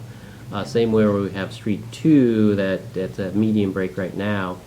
What other opportunities do we have to make that more pedestrian friendly? And then connect Block A with the rest of the site, but also opportunities for folks around, the office building that's just south of that, for them to use it too.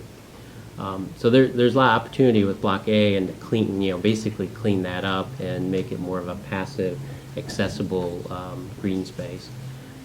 Block B, different animal, but also great opportunities. There's about 10 feet of flood storage in that pond. And that pond is a regional facility. We've done a lot of research on it. We've talked to MDE, we've talked to the city. But there's an opportunity it won't be the same relationship at Rio as the boardwalk's relatively at the water level, a little bit above the water level. But this, I think, has an opportunity to terrace a boardwalk. We'll figure out how low we can go or how near the water we can go. But I think a lot of overlook opportunities, a lot of, if we do some rooftop terraces with restaurants, great views, great opportunities to create that gathering space and make that block pretty special. But again, two different situations because, to your point, there's We got it. on one, So- that has a depth to it. Just for time's sake, Yeah, Jim, I want to table Okay. just hold on to any other questions. Sure. We'll come back to you. Thank you. If anybody has like a couple of quick questions, go ahead. Otherwise, I want to get to the public here. Not seeing any. Go ahead, Neil. I have one quick question, which is, so we've talked about the partner who would work on housing. We've talked about the county partner for the transit center. I haven't heard about a specific partner for a life sciences project here. Do we have someone in mind, or where does that stand at this point?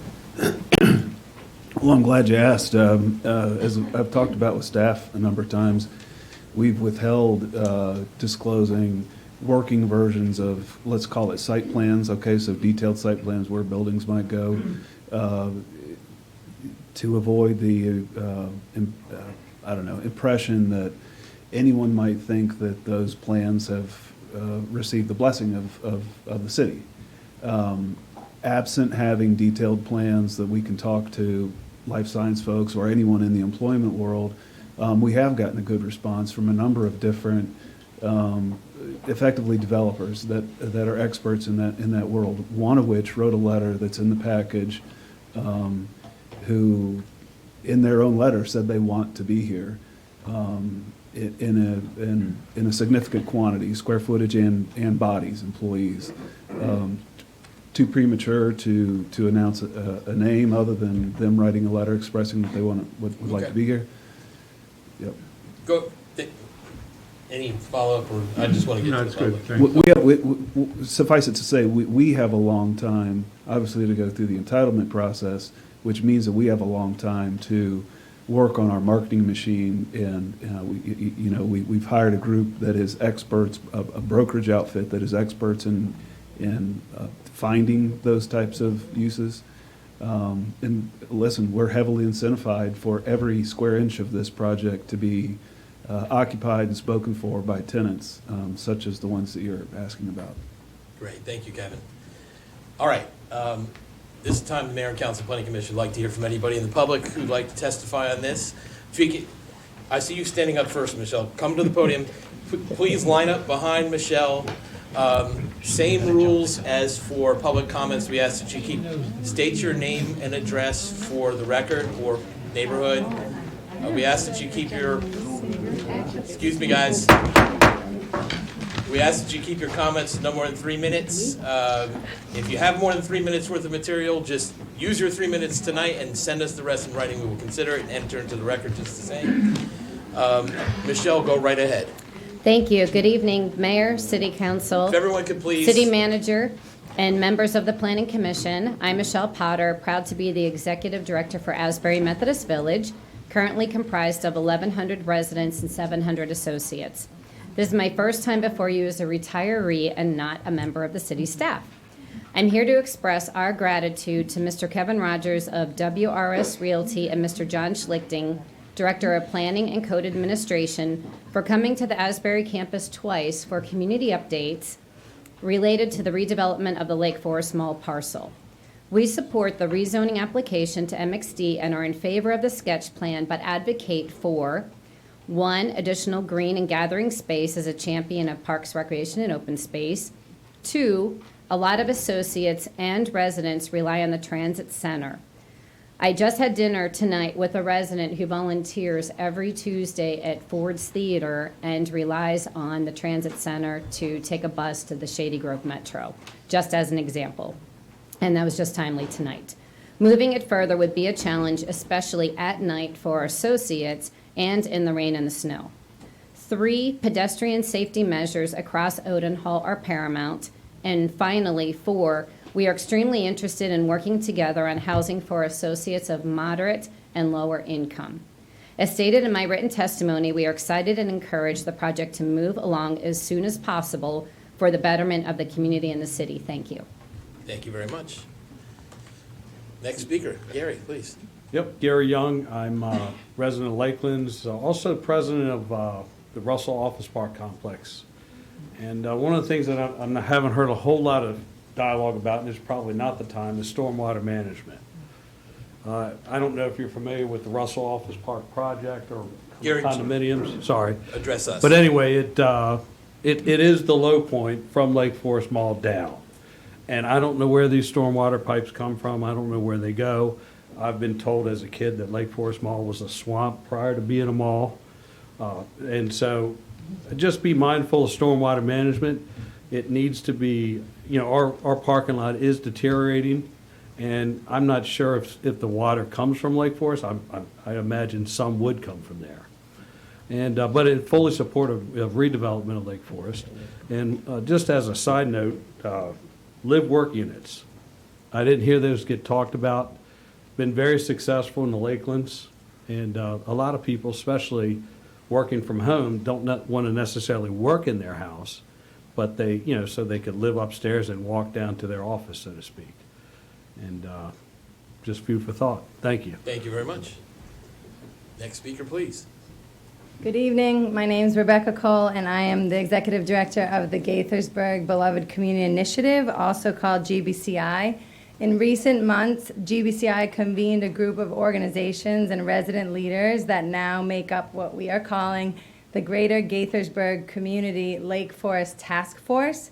The task force includes community resident leaders from organizations such as Safe Places Tenant Association at Cider Mill and Cider Mill residents, GBCI volunteers and members and residents of Asbury Methodist Village, the 480 Club, Montgomery Village, the Youth Action Network, Gaithersburg City Neighborhoods, and several other organizations serving youth and families in the area.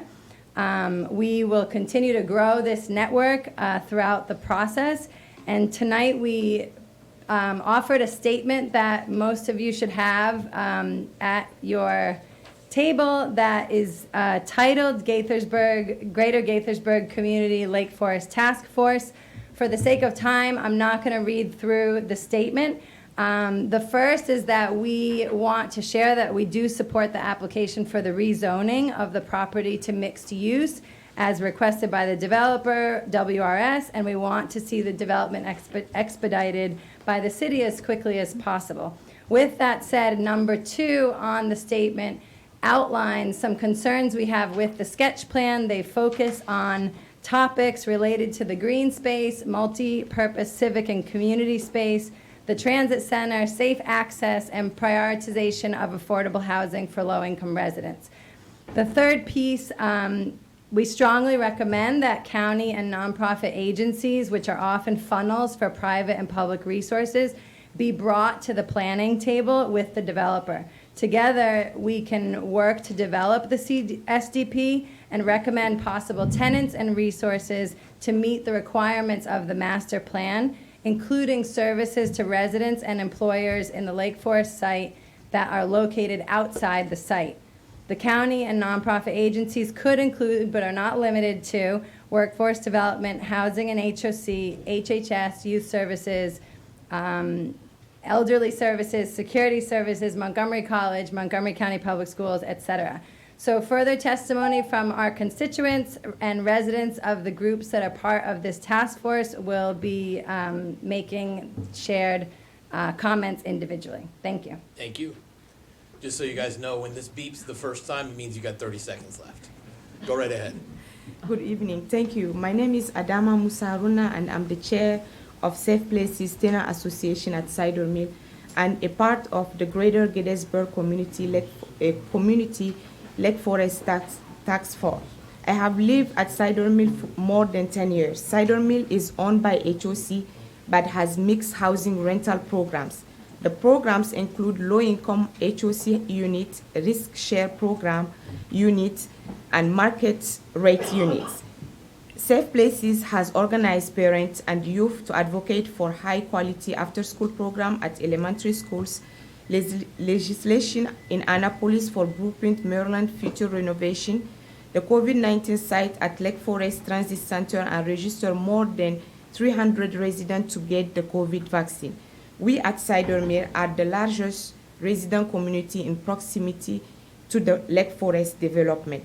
We need to be a key power player in the planning because we live across the street and will be the most impacted by this new renovation. We are a community of hard-working families. In the sketch plan, we would like to see more access to affordable housing, a recreation center, and a safe access to the new development by pedestrians from existing population area should be planned.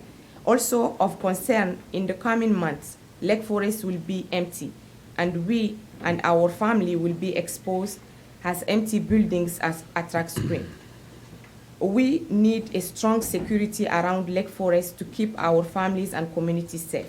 We, the resident community, Cider Mill, Forest Oak, Hidden Creek, Library, Holiday Inn, Montgomery Village must not be ignored. So far, this project seems to be CD-centric. As residents outside the city of Gaithersburg, but in the closest proximity to Lakeforest, we believe this planning need to incorporate neighborhoods out of the city, Montgomery Village, the county, and the federal partnership. On behalf of Lugares Seguro Safe Places, Mr. Kevin Rogers of WRS and the Gaithersburg City Council are most welcome to visit our Cider Mill community as a part of the planning process. We look forward to hosting you. Thank you. Thank you very much.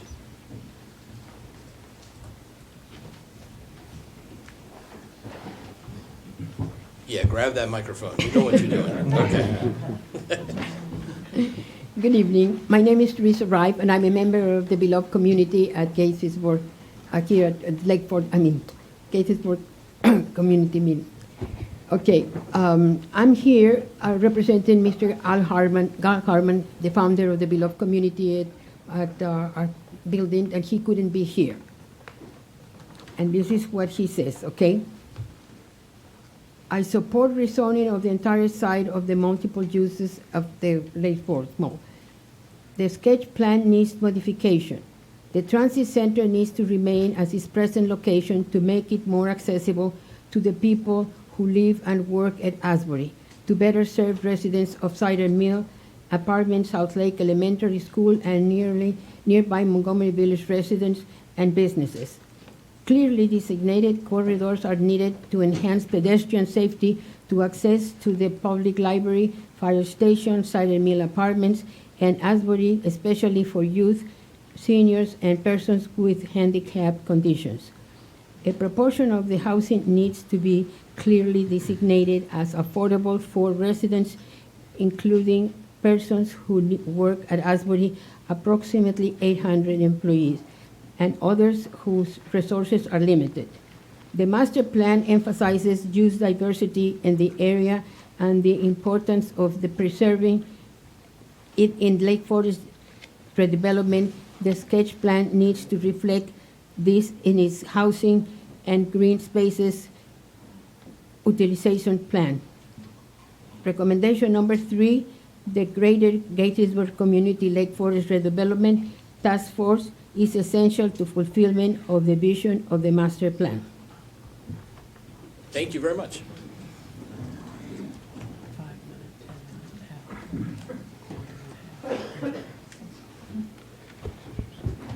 Good evening. My name is Maria Roberts. I live at 437 Fellowship Circle in Gaithersburg. I am a resident of Asbury Methodist Village. However, I am speaking for myself as an individual.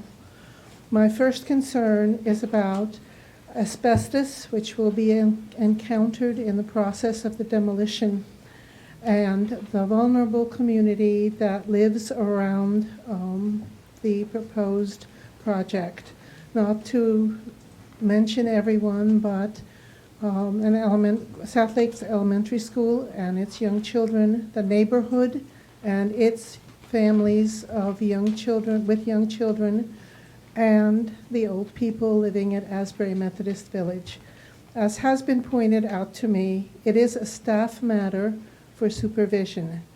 However, and I know the staff is competent, but as we all know, they become more competent if the elected officials express an interest in the matter, and that is what I'm asking the elected officials to do. My second concern is about affordable housing. I know that money has to be made first, and I know that a lot depends on the economy and inflation, et cetera, et cetera.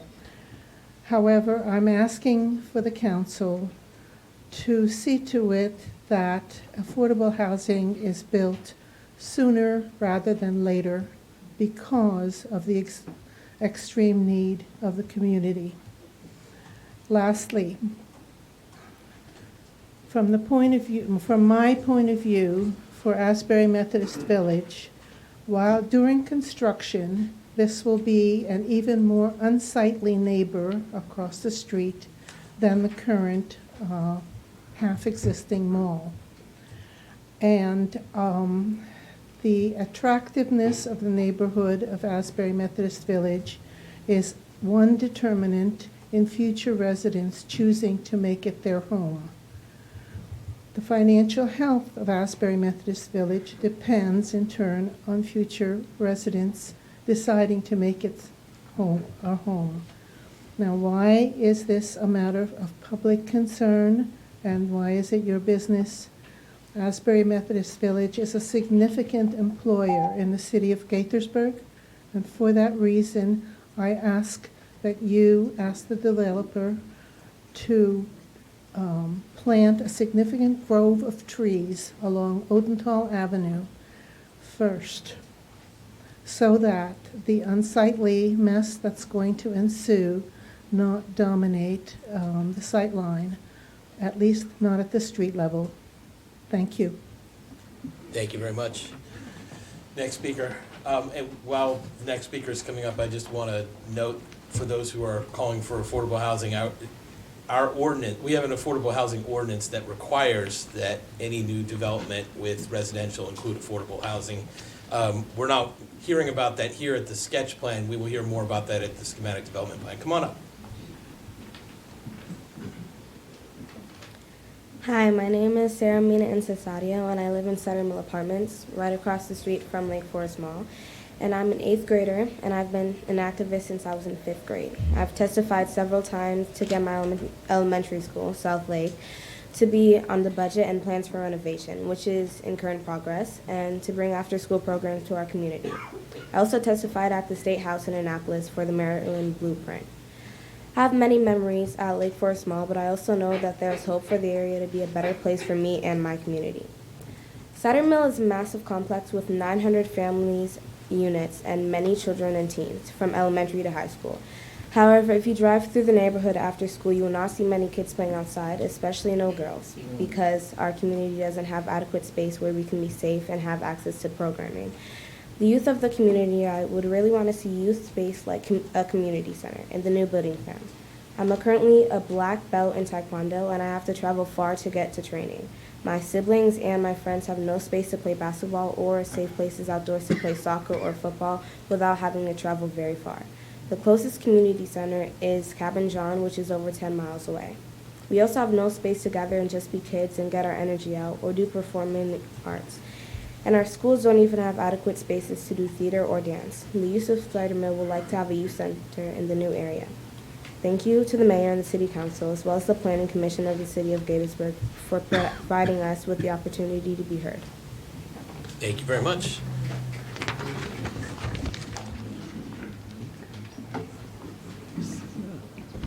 Scott Dyer, speaking as president of Montgomery Village Foundation, Montgomery Village, Maryland. Good evening, Mayor Ashman, city council members, planning commission members, and Chair John Bauer, and city manager. Thank you for the opportunity to speak this evening regarding Lakeforest redevelopment and the project sketch plan you are considering. Scott Dyer, president of the Montgomery Village Foundation Board of Directors, and on behalf of the residents of the mall's neighbor, Montgomery Village, the MVF board, I'd like to highlight a few key points of the proposed plan and raise several questions.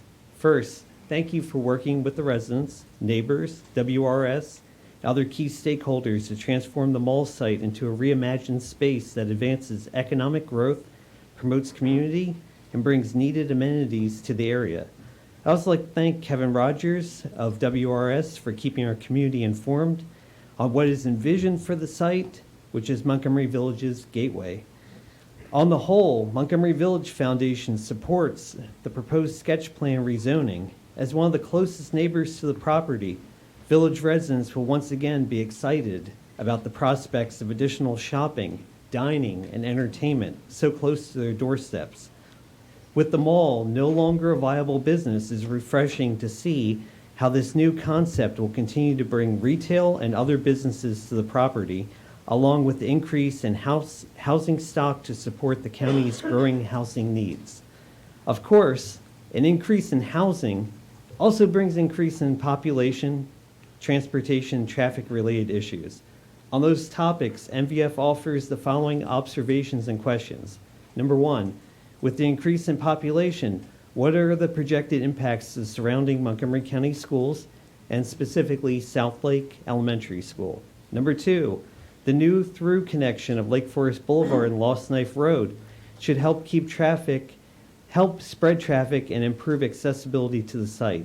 Concerning the new anticipated residential traffic and steady traffic flow supporting the retail and commercial businesses, how will the additional traffic impact the surrounding streets, Maryland 355, Montgomery Village Avenue, Russell Avenue, Odenhall Avenue, Lost Knife Road, and Contour Road? What other roadway improvements beyond the new access points are necessary to handle the additional traffic flow? How will pedestrian safety be addressed? Number three, is there an opportunity to put in place unique recreational amenities such as a dedicated bikeway, sports amenities, growing demand for pickleball, futsal, soccer, that would help highlight the special place and differentiate it from other Gaithersburg town centers. Therefore, while we understand the need to position transit station where accessibility BRT and other bus traffic is key, Thank you very much. I'll send you the rest of the remarks. Yeah, send us the rest. Yep. Let me just say, come on up, Sonny, that a lot of these questions of school impacts traffic will come out at the schematic development plan level. So we're a little premature on that, but it's on all of our minds. Thank you. Good evening, everyone. Sonny Holding, Deputy Chief of Staff for Congressman David Trone. Welcome, Council, Mayor Tanisha, great to see you as well. Planning Commission, I'm not familiar with you, but again, thank you for being here. Appreciate it. I will try to be brief. I have no complaints or anything like that. I actually bring compliments for you. So first of all, one, your staff.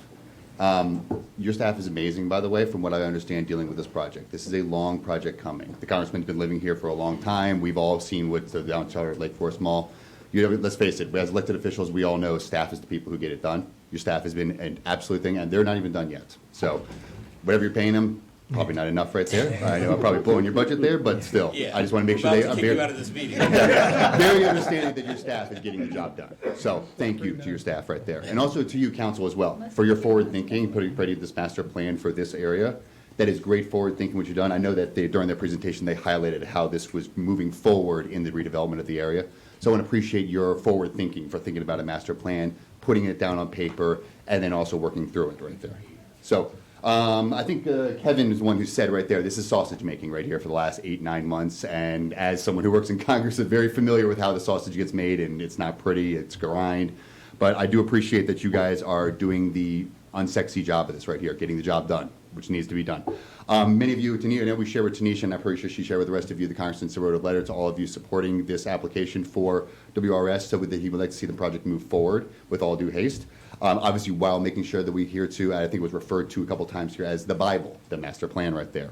And also, I want to compliment WRS. Thank you very much for your diligence, by the way, in following along with them, working with them in this master plan to make sure that this can actually, with two partners working together is how this project is going to get done.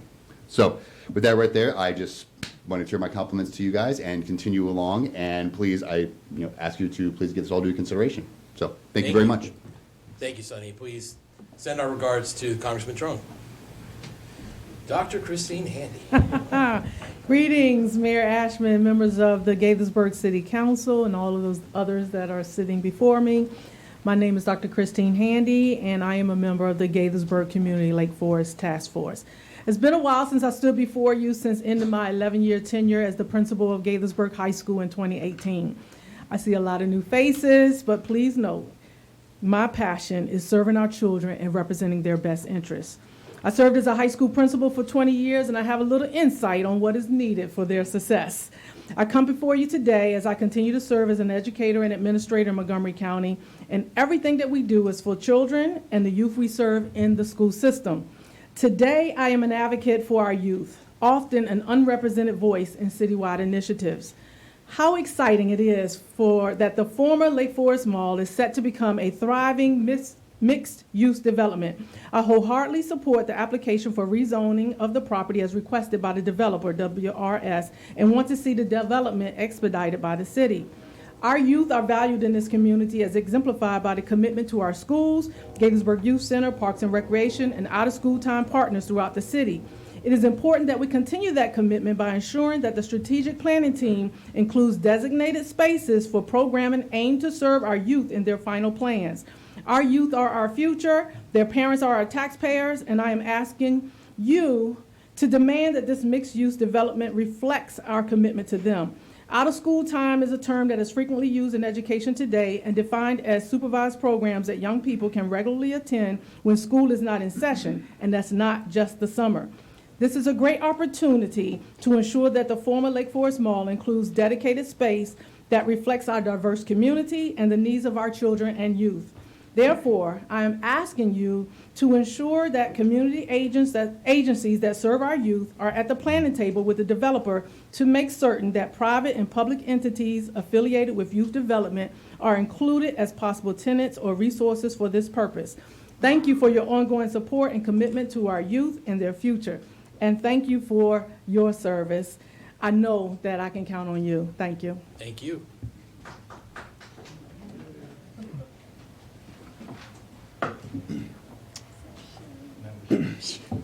Welcome. Thank you. Good evening, Mayor and City Council. My name is Joseph Hooks. I'm a native of Montgomery Village, Maryland, also a former board member of Montgomery Village Foundation. I'm also MCPS graduate of Walker's Mill High School and the founding director of 4D Club, which serves the local community with positive development, youth services, sports, and out-of-school time programming to all youth, especially the unrepresented and underprivileged, for over 10 years. I testified today to advocate for a multicultural, equitable, multi-use community center to support all ages in the Montgomery Village Gaithersburg Gateway. The Lakeforest redevelopment is connected to so many youth. Gaithersburg and MV combined with over 100,000 people, and MV alone is building so many new homes with no multi-purpose center as of yet. Currently, the master plans reflect some civic space and plans to connect with the federal, state, and local government. This is essential, and 4D Club and the task force would like to be invited. As a young boy, my safe spaces were affordable spaces such as a $5 movie theater, a low-cost YMCA, soccer corner kick, to name a few. The community is in need, and the surrounding schools reflect a lot of Title I, free and reduced lunch, and are more diverse than my childhood 25, 30 years ago. From the Lakeforest bus stop to the closest multi-purpose community center, such as Upper County, Plum Guard, Board Park, Gaithersburg Youth Center, isn't as accessible on a daily basis at vulnerable times. So if I were to leave Montgomery Village Middle School, where I went to school, and I had to get there, look at the transit I have to go to, and Mid-County is not safe for a young boy to get there to go play basketball. Sports obviously saved my life. As an example, the 92,000 square feet Wheaton Recreation Center collaborated with the Wheaton Library, environmental-friendly, multi-purpose facility with variety programs for all ages.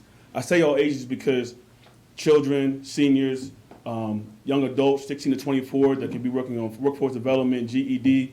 We need something that is really affecting the whole community and economy. I did hear the 6,000 jobs, but we want to make sure that the locals get opportunity. I, along with others, are in current dialogue with District 39 representation, such as Senator King, delegates, County Council, and the Collaboration Council to support in the construction idea. I'm sure you guys know about the state bond bill, to work on supporting operating costs. We need the square feet to make so that it happens. Gaithersburg and MV needs the same space. Please consider your final plans. I did hear sense of place. Sense of place is talking to the people. And I appreciate you all listening to us today. We've been here for over 25, 30, 50 years, and I know we believe and want to continue to be at the table to do what's right. So thank you for your time. Thank you very much. Come on up, welcome. Hello, my name is Tyrell Ramsey. I'm a senior at Seneca Valley High School, a student athlete. I've been a part of 480 Club since I was 5 years old. I've been playing football my whole life. I'm actually familiar with the mayor. He follows me on Twitter, and I liked a few of my posts. I have a few scholarships to play college football, and 480 has definitely been a big part of that, changing my life as a young man. I mean, he's taught me great principles as a man, being respectable, honor, like loyalty, just determination, being a part of something bigger than just yourself, like being a part of a team and a brotherhood. And our community definitely could use the center. I mean, like I've been a kid, I'm still a kid. I'm 17. I'm about to graduate, straight A student. Like I understand what the process is like walking outside in Montgomery Village every day. I live there.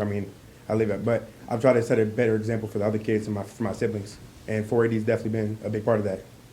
I mean, Coach Hooks, he's done great things, coached up many of athletes. A lot of kids are full ride scholarships playing football. They're changing their lives. They're changing their families' lives. And he's been a big part of that. And I thank him a lot for that because, as an African-American male, you don't get the same opportunities as other kids. And he's helping us create those opportunities and helping us, teaching us the right way to do it and how to do it. Like not everybody's, great. I'm up here public speaking.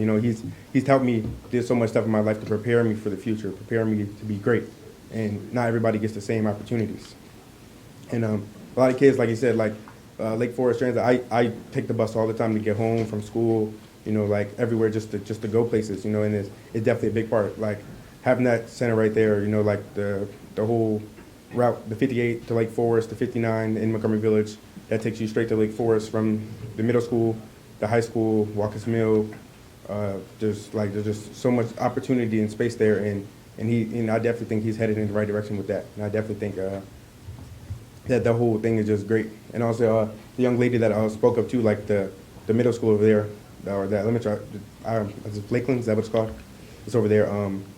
South Lake. South Lake, yeah. Elementary. Yeah, that those and other kids, they're right there. They can also have another opportunity. So it's not just, like from Montgomery Village, Gaithersburg kids, but people all around, like you said, like, kids my age, they don't have nothing to do in the wintertime. I mean, like, we go work out, we play sports, but like, other than that, you're just sitting in the house playing video games. You're not doing anything productive. he can create opportunities for us to, get jobs or just, like, we all play football. I know we're older. We can help the younger kids, go work out, do this in your books, talk to the kids, like help them get through, like your mind right. Because when I was young, I didn't know what I wanted to do with my life. But as I got older and he's helped me, I figured I'm going to major in communications and do sports broadcasting. And I definitely think that the 480's helped me prepare me just for my life. And I'm very thankful. Thank you. Thank you. Thanks for sharing. Come on up.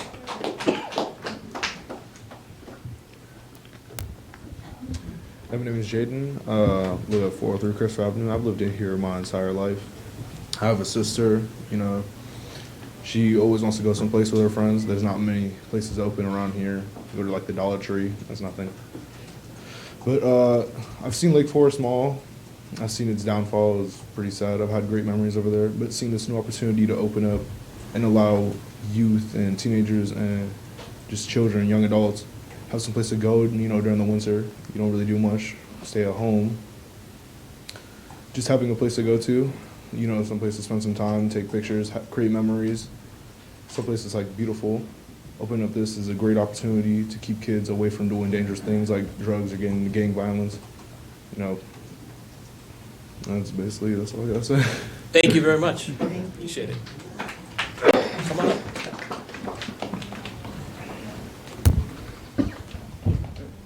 Hello, my name is Jonathan. I am a sophomore at Watkins Middle High School. And first of all, I gotta say I agree with everything the young lady said. And I feel like the first of all should be the security around Cider Mill and the places nearby, and also the new area that's going to be constructed at Lakeforest. I feel like that should be a space where new memories should be created with families around and all that. I also think that sports have a great impact on all of us, and I feel like some place to gather up with like friends, families, and all that should be created around our area so we can feel safe as well by creating like a police station nearby, something like that, and the creation of this constructing. And that's all I got to say. Thank you for your time. Thank you very much. Thank you. Hello, good evening. My name is Maria Garcia, and I'm a retired English language learner counselor with MCPS. And I'm back with MCPS with a program called Newcomers. Once with MCPS, you're always back.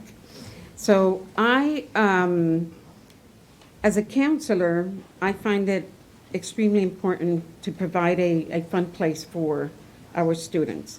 And so what I did is I took a group of students from Cider Mill and I asked them, what is it that you would like to see?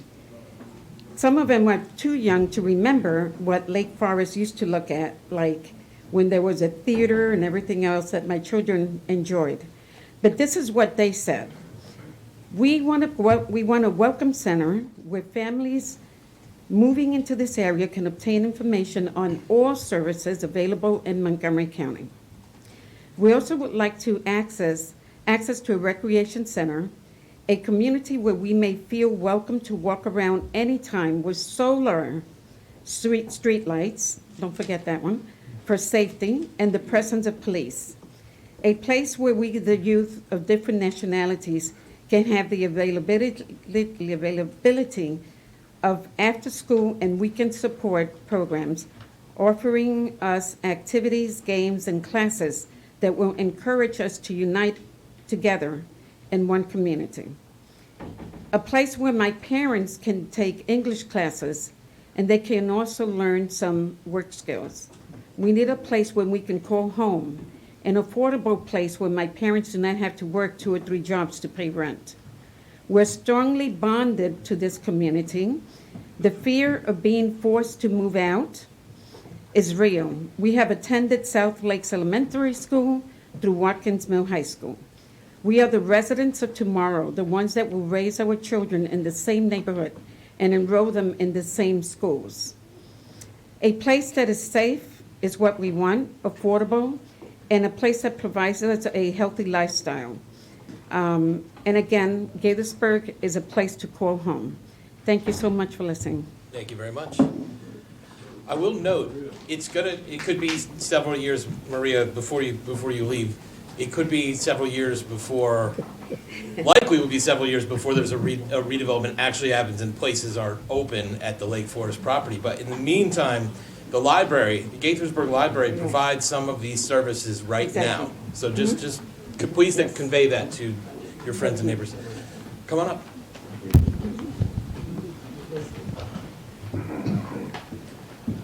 Good evening, Mayor and Council.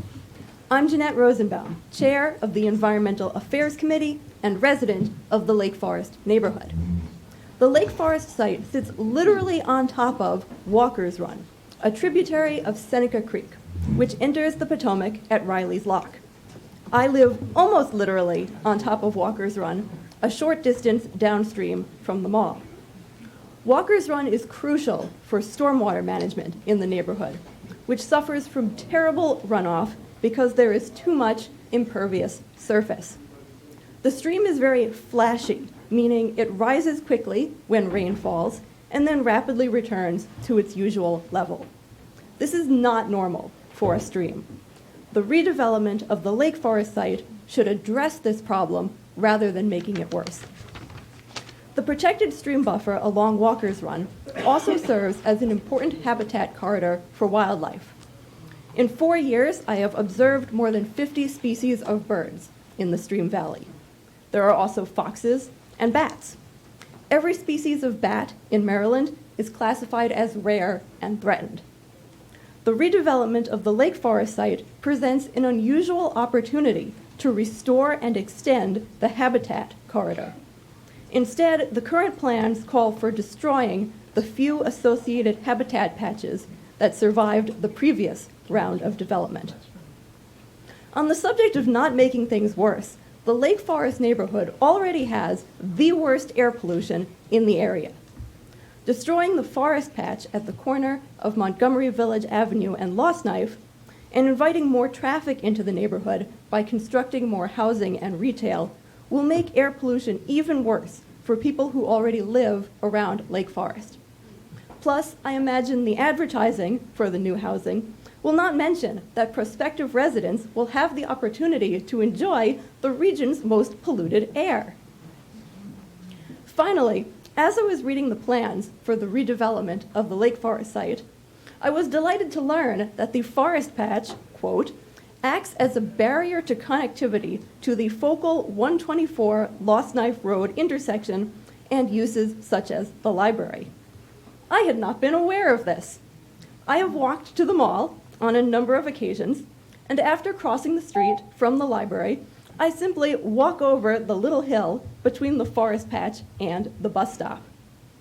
Please do not let this valuable remnant of older forest get falsely labeled as a barrier. It's a tree save area. Please save it. Thank you. Thank you.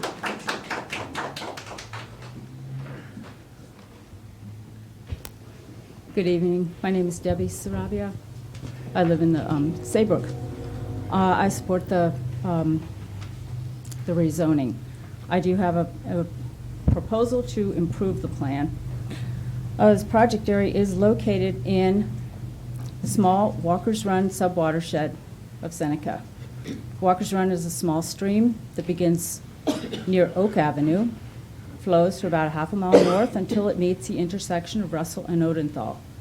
It is then piped under the Lakeforest parking lot for another 1,600 feet or so into the stormwater pond on the property.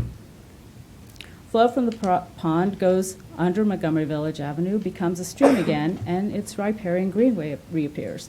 It flows under Christopher Avenue and continues along with its force to another pond. At one time, Walker's Run was probably a small forested stream for its entire length, and still is for part of it. Although we may not be able to return to those origins, an amazing opportunity presents itself nonetheless.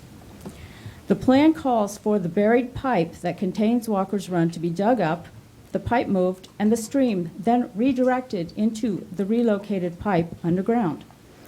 Rather than going through the cost and effort to bury the stream, why not daylight it? Walker's Run could become an attractive linear urban park. Imagine 1,600 feet of waterfront dining, living, or playing along a boardwalk or a path where one could enjoy native plants and birds. The downstream portion, as was mentioned previously, is flashy, and this is evidenced by instability under Christopher Avenue. The daylighted stream could actually help manage stormwater flows, increase infiltration, create habitat, and improve water quality downstream. The newly accessible stream would be easier to manage and to maintain. We should not pass up this chance to restore one of Gaithersburg's natural headwater streams and at last reconnect it to its headwaters. Other streams are so encased in urban development that it is cost prohibitive and would be impossible to daylight them. The only limit here is a parking lot and a pipe. Such a project would be a showcase of how to reconnect our urban living with nature. Thank you so much. Thank you.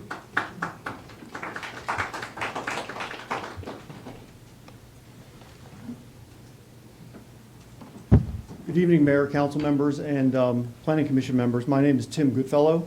The redevelopment of the Lakeforest Mall will certainly bring exciting and interesting changes to the city, replacing a land use that time and technology. Tim, I paused your time. Can you identify your either address or neighborhood, please? Yes, I live off of Christopher Avenue on Boysenberry Drive. Great, thank you. Replacing a land use that time and technology have rendered nearly obsolete affords many opportunities for a modern development that reflects insightful thinking about the future. However, foresight must include mindfulness of present and past conditions. Specifically, I'm referring to two elements of the Lakeforest Mall site: the grove of trees at the Montgomery Village Avenue Lost Knife Road intersection and pond number 3 along Russell Avenue. These features must be retained, preserved, and incorporated into the development plan to comply with the city code and conform with the Lakeforest Master Plan. I detailed those in my submission to you that I emailed over the weekend. The grove of trees at the Montgomery Village Lost Knife intersection was championed in the 1970s, protected and integrated into the mall's planning and development approvals. Over 40 years ago, these large mature oaks were wisely deemed to be valuable and worthy of saving. It should be no different in 2023. Why wouldn't the city exhibit the same stewardship of this forest grove today as it did decades ago? I know you agree that these trees are attractive and beneficial to the city. These trees stand sentinel over the busy intersection and the gateway to Montgomery Village and are a beautiful part of the streetscape. This forest patch is not a barrier or a disconnect to the site, as indicated in the applicant's materials and repeated in the staff report. These trees were consciously and deliberately designed into the mall's layout. That can also be done today. These trees should be protected and incorporated into the proposed redevelopment. The Lakeforest Master Plan specifically calls for the retention and enhancement of the 3 ponds on this site and their integration into the larger open space and green space network of this redevelopment. They're classified as assets in your master plan. However, the sketch plan proposes the removal of pond number 3, contrary to your adopted master plan. Pond number 3 and the transit center on Block F can coexist. The forest patch on Block C can be retained. The forest grove and pond 3 can easily be integrated into the redevelopment of Lakeforest Mall. Summing up here, the city should demand this. It will enhance the project's visual appeal and overall aesthetics. It's consistent with your master plan and your city code. It's environmentally sound. It's in the public interest, and it's good public policy. So my written statements have elaborated these points that I've made, and they contain specific revisions the council and the planning commission should require of the applicant before approving this rezoning. Thank you very much. And your letter was added to the record. Thank you. Go ahead. Good evening. My name is Mara Kay Smith. I reside in Germantown, Maryland, and I'm here representing Seneca Creek Stormwater Partners. We're an all-volunteer nonprofit. Turns out our watershed covers about half or 1/3 of Montgomery County, but half of Gaithersburg. And this should be kind of a familiar map for you. Where this orange part, the top half, and you know, it covers essentially what's half of the area of your city. What you choose to do with this 100+ acre plot will have a direct impact on the water quality, habitat, flood resilience, pollution levels, and even temperature in our watershed. And you've already heard some really great ideas from the previous speakers. We have a tremendous opportunity to create a development that is sustainable, functional, and beautiful, that will increase in value over time and be the vibrant, sustainable community spoken about in the Lakeforest Mall Gaithersburg Master Plan.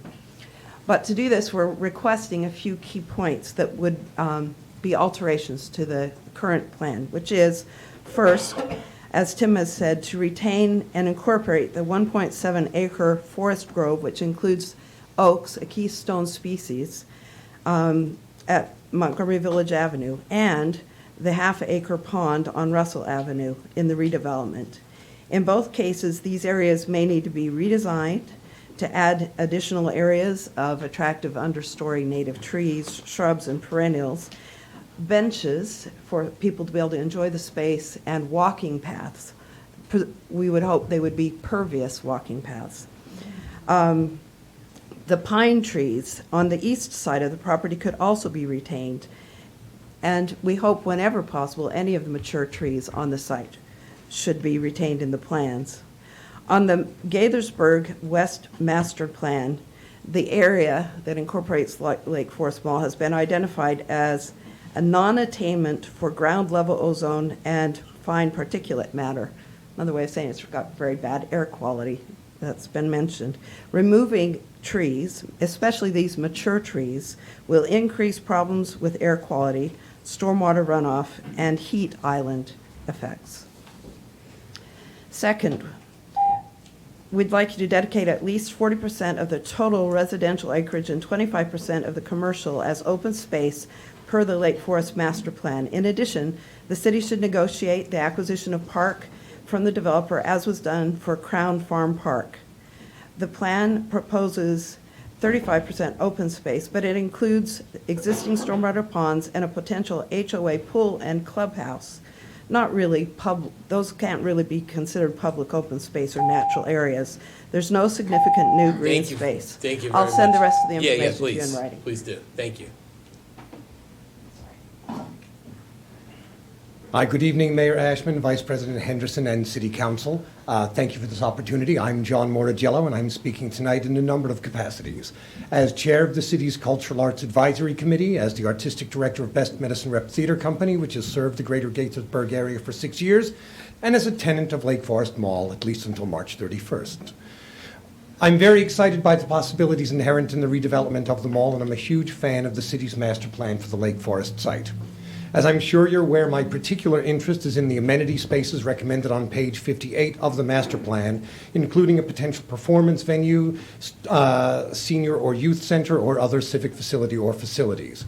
On page 49 of the master plan, the city writes, quote, "In order to be successful and provide the greatest benefit, amenity spaces in the Lakeforest Mall redevelopment should not be an afterthought, but should be treated as an essential component of the overall development." On the same page, quote, "An emphasis on amenity space can also help the future Lakeforest redevelopment become a central, distinctive, unifying public space for the city." I agree with Mayor Ashman, who said tonight that the City Council needs to consider whether the plans presented by WRS meet those recommendations. I'm glad to see WRS is open to the possibility of public art, and if we're looking for a sense of place, I think that's exactly what public art does. I would ask the mayor and the city council to insist that some type of public art component be added to the plans. Public art is unfortunately not mentioned in the master plan itself, so there's currently no mandate for it. As this august body is aware, over the next few years, Gaithersburg is going to become well known for its public art, including the Cuddy Bridge murals, the Gateway Project, and many more. It would be a shame to see public art left out of what we hope to be one of the centers of the entire city.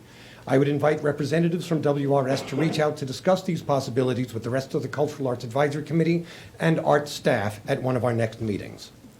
I believe it was President Kennedy who observed that in the end, what is remembered about a great city, what remains of it when all is said and done, is not the money or the politics, but the art it brought into the world. I couldn't tell you much about Lorenzo de' Medici. I only know him because he sponsored Michelangelo, Da Vinci, and Raphael. Without the patronage of Elizabeth I, we have no Shakespeare. Locally, without Doug Duncan's support, we wouldn't have Olney Theater, Roundhouse, Imagination Stage, Strathmore, and the Silver Spring Black Box Consortium. This is our chance to make a similar investment in posterity. Thank you. Thank you very much. I'll note if anybody is watching upstairs and intends to testify, come on down, please. Good evening. I'm Barbara Brennan. I'm an Asbury resident and a recent transplant from New York City. So I'm very interested in the idea of neighborhood. I'm also a GBCI volunteer and member of the Greater Gaithersburg Community Lakeforest Task Force. I'm going off script here for a second. First of all, I've been very impressed with the remarks of Kevin, of Gary, Dimitri, and the questions asked by the mayor and the town council give me great hope and enthusiasm that we can create a legacy moment for everyone at Lakeforest. Now, to go on, we support the task force in creating a welcoming neighborhood, all of which has been said before. As a resident, again, I'm going off speech, but John, Best Medicine, there have been times when I've had upwards of 30 people from Asbury walk or get in the car to go to Best Medicine because it's a great community resource. Well, again, we also approved the expedited zoning change. And as a resident, we were initially concerned about using the pond area as part of the green space because we were concerned that it would reduce the area for youth and adult activities, for arts, for culture, for walking, biking, and other community activities. This is a great concern to AMV residents, but was also we're very concerned about. We heard the remarks from the environmentalists. In the pond, that's a neighborhood. It's a neighborhood of animals. And the idea of being able to preserve that so that we can appreciate that is, in my opinion, a very good idea. We also support the safe access across the busy roads surrounding the development. Thank you for the opportunity to speak, and I want to hear in 3 years Asbury residents saying, hey, let's go to Lakeforest. Thank you. Thank you very much.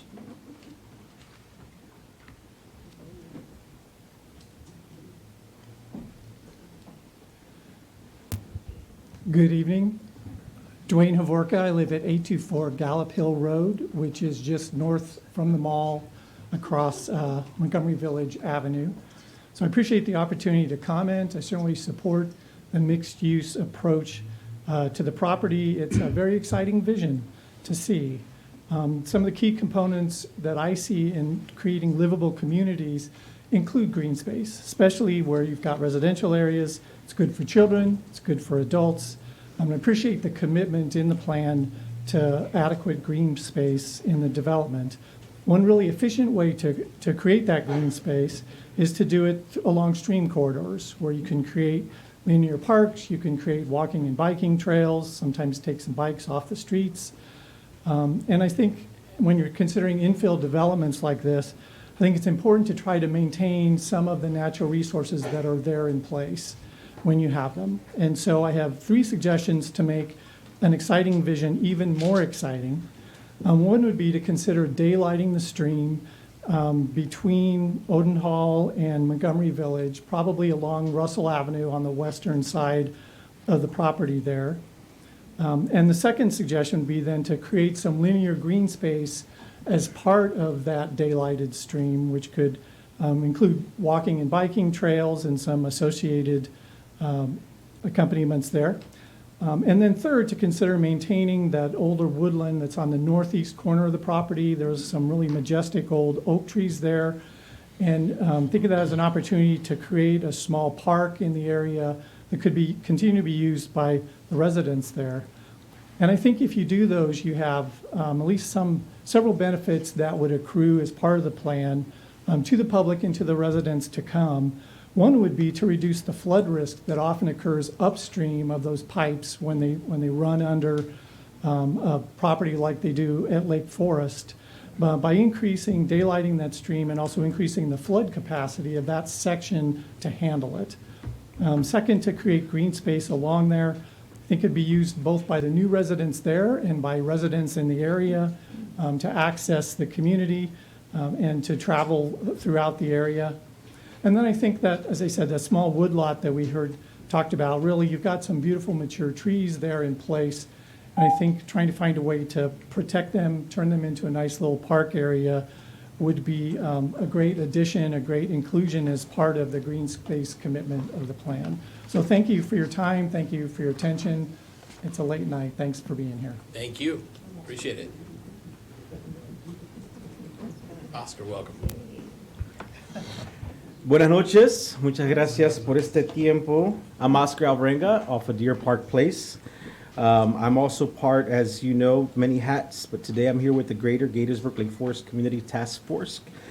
And I'm very excited to see all the folks that have come out.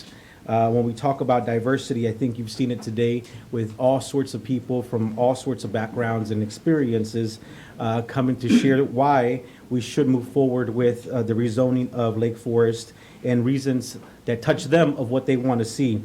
I think it's very important, and part of the reason why we're here is because we do expect our leaders to be able to hold the folks that are coming into our neighborhood and changing it to something that we are going to be proud. Lots of us, including myself, that have been part of the city have been always advocating for our city to be better, it's great, but we can always continue to improve. And as much work as we put into our community, we want to make sure that our kids are going to want to come back. Today, we talked a lot about memories that were created at Lakeforest, and my kids also played there. I played there, but we are excited about getting new memories in that area. But we have to get this right. Over 30 years ago, when I moved to Gaithersburg the first time, I moved in and out many times, I fell in love with the Gaithersburg. And when my wife and I, 21 years ago, before we got married, decided where we're going to live out of anywhere, we wanted to come to Gaithersburg. And we've made it our home officially 13 years ago with our youngest born. And it has been awesome being part of this community. And we want to continue seeing Gaithersburg being a welcoming place to new neighbors, without forgetting the folks that have made it great, without forgetting the folks that have been actively working on making sure that Gaithersburg is what it is now. A lot of times, folks that are on the outside are afraid to come on the inside and speak up. And I want to make sure, as you know, to speak for those that have that feel left out. A place for our youth, our seniors, for all ages is extremely important. I did hear Mayor Recreation Area. I did hear that as well. And I think that is very important, like Dr. Hanley said, not just for during the summer times, but all the time after when school is not open, a place for our youth to go, as you've heard other youth talk about here.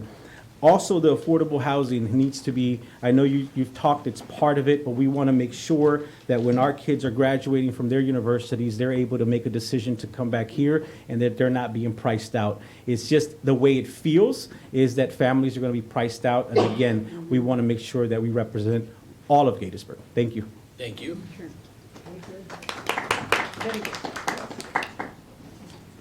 Yes, I'm Ray Podlasic. I live on Warfield Road in Gaithersburg. I've lived here since before Lakeforest was built. At the time, there was controversy that Lakeforest, dealing with the lakes and developer from the citizenship, and that was worked out through the process of the citizens working with the city and the developer, and Lakeforest got built. Through all those years, Lakeforest provided a great number of jobs and opportunities and economic development all around Gaithersburg. I think the citizens in the community are in support of the rezoning of the Lakeforest property, and that we're going to wind up with a good product. And through the design and review process, again, the city should be able to come out with a terrific project at the end. I looked up the WRS developer on the internet and saw that they were respectable. They have many projects throughout the country where they've done very significant things. And I'm hoping that's what's going to happen here. Thank you. Thank you very much. Come on up. Welcome. Hello, Mayor Ashman and council members. I'm also here with the task force, but I'm here as a resident of Gaithersburg. We need you to state your name. Oh, I'm sorry, Carlos Represa. And address or neighborhood. And I am in Gaithersburg resident on the border of Germantown for Frederick Road. But I was contemplating on whether or not to speak. I've never done this before, and I think it's a great opportunity for me to put it in my resume, as I work with a lot of youth. I work with a lot of youth in Montgomery County, especially Upper County, in mentoring programs and the initiative to stop the violence and a lot of the gun violence that is happening in the community. And I think that I didn't want to. Should I go? Should I not go? I was contemplating it, but I think Sarah said it perfectly, and I think what she said kind of gave me that push to, get the fear out of me and come up and speak, because what she said is exactly true, and it's when the sun goes down, there are no youth they're not out playing. There's no space for them to play, and it's very sad to see. I was never a gamer. I always like to be outside. And now when I pick up my youth to take them for activities outside of Gaithersburg, I have to find outdoor spaces that are inexpensive, which they don't exist. And being able to take them and do activities, and while they're with me, have positive reinforcements and mentorship and stuff. What she said is true. When you go to Cider Mill, when you go to Montgomery Village, especially when the lights go out, there is no play going on. There's no areas where these youth will be able to experience, memories of, nighttime basketball games, soccer games, so I'm very worried that I thank you so much for bringing that up, because I heard recreation center as well, and I want to address the importance of how Wheaton Library has become an area for a lot of activities. But if that can be brought to the Lakeforest redevelopment, it'll be an amazing way to show the county and to show the city the rate of violence and the rate of crime can reduce by offering these youth a space to play sports, for arts, for them to have a conference. So I want to just thank all of you for the work that you're doing, and I hope that is one of the main focuses for this redevelopment. I know it's going to take some time, but I think the youth are the ones we have to look for. They're gonna be the ones looking at the construction or the tear down, the construction, and then they're also going to be the ones to say, hey, my coach kind of talked about this, and he said it was going to happen. So please, thank you. Thank you, Carlos. Carlos, good first testimony. Well done. Well done. Hey, good evening. My name is David Lechner. I live in Montgomery Village over on Bethany Place. And I'd like to say thank you for the opportunity to address the council as a neighbor, someone that drives by the facility. My kids went there at Christmas time, so we did a lot of shopping there over the years. We're looking forward to the new plan. I'd like to say thank you to the development team for considering this area and deciding to invest in our community. I think it's going to be a great project. Would like to offer three comments, items though, that I have addressed in email as of December 9th. The first is to say a few words for the trees on the corner again up by the library. Speaking for the trees, because those trees have no tongues. But a tree save area is a tree save area. There are really important public policy considerations if you do the precedent of basically allowing the bulldozing and regrading of an area that's been saved for 50 years, and it was probably hard fought for. Future developers, anyone else that wants to build in the city is not going to basically pay any attention to whatever you ask for, because they know that you let the other group get away with knocking over something that someone else made as a concession 50 years ago to save those trees. You really need to think about that in order of future development projects, what you're going to ask other developers to do. You want 5% more green space, you want a rec center, you want the road to go this way, not that way. They're going to say, well, you let the other developer, undo decisions that were made, previously, so I don't need to really respond to you. And it's going to be a hard lesson learned if you don't basically enforce a public green space amenity decision that was fought for, put into a plan, saved for decades, and then some other else comes in, buys a property, and just bulldozes it because it doesn't matter. Two other points, traffic. I posted this on the Montgomery Village's Neighbors. I posted the whole plan on the Village Neighbors website, Facebook page. A lot of people commented on traffic. I'd like to ask that the plans also include basically no residential access and driveways on either Montgomery or even commercial. The big road entrance is a gateway, but we don't need driveways and people trying to back out, back in with groceries and trucks on any of these roads that surround this project. Open facing is great. The last is the Cider Mill neighborhood. The master plan allows for the western half of that to be redeveloped. And it's important to consider that whole area holistically. So I think that Lost Knife Road is a main public access with development on both sides. Need to keep think of that and maybe encourage a joint meeting with the property owner there and WRS to try and figure out what the long-term implications are of both of those projects, even though you own one and I think the county owns the other. Thank you so much for the time. Thank you very much.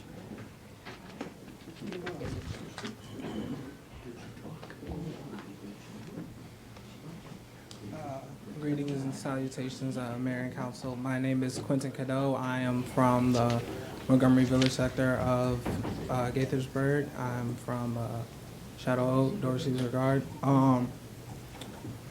Basically, I've come here listening to a lot of the testimonials and everything about the zoning plan, and I would like to say that it sounds pretty interesting, actually. It sounds like a good addition to the neighborhood, but then I have questions like, I hear a lot about, is there going to be a lot of safety regarding the youth, a lot of community centers, things like that. And that is something that I would agree is very needed in the area, but I would also like to ask, would it have been a bit easier if we took the same resources and maybe gave it to the surrounding communities that were already here before, rather than making a new development? Not saying that change is wrong or that it's bad. Change is the law of life. But something like Lakeforest is a bit of a monument around here. It's been here for over 50 years. There's a lot of memories, many different generations running in and out of it, creating different memories, different legacies, all of that. There are also a lot of locally owned shops that were running in and out of the mall as well that, of course, they had to shut down, but those are people with their lives, their livelihoods that were working and maintaining in such a space. So it was just a question that I had just stirring in my mind, like, what if maybe we could have done something a little bit different, or if we could have expanded to the broader community rather than condensing down and making a new one in this specific area. But to go along with others before me have said, I would like to see a lot more opportunities for low-income housing and greater community support for our children and young adults, such as myself. I'm 25 years old. I've been in a couple of different programs that have helped me in my career path. Right now, I'm a game design and animator, so having those different community projects, those different gatherings, the classes and whatnot at the library, those have really helped me and put me on a good path. And I would actually like to have those opportunities or even more opportunities available for the youngins behind me and coming up for when I have kids eventually. That was all. Thank Just you. wanted to say just thank you for your time. Thank you very much.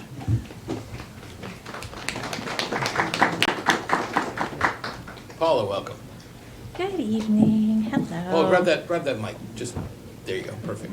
I'm a little shorter. I think I'm last tonight. I'll be brief, I promise. My name is Paula Ross. I'm the president and CEO at the Gaithersburg Germantown Chamber of Commerce.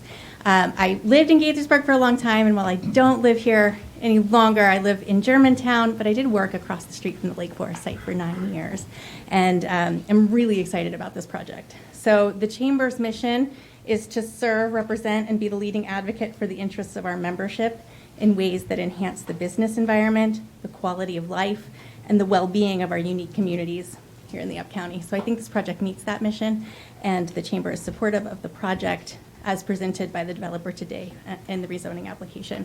I do want to thank the applicant and you all for giving us the chance to provide comments and feedback from the community. I want to thank WRS for presenting around the community regarding the plan at Asbury to the Chamber and here tonight. And you know, the Chamber is excited to see this project move forward, and we support the overall concept as presented. We stand ready to be involved in the next steps as all of these details that are talked about here tonight develop in the DPS, and we will help in any way we can. Thank you. Thank you very much. Is that brief enough?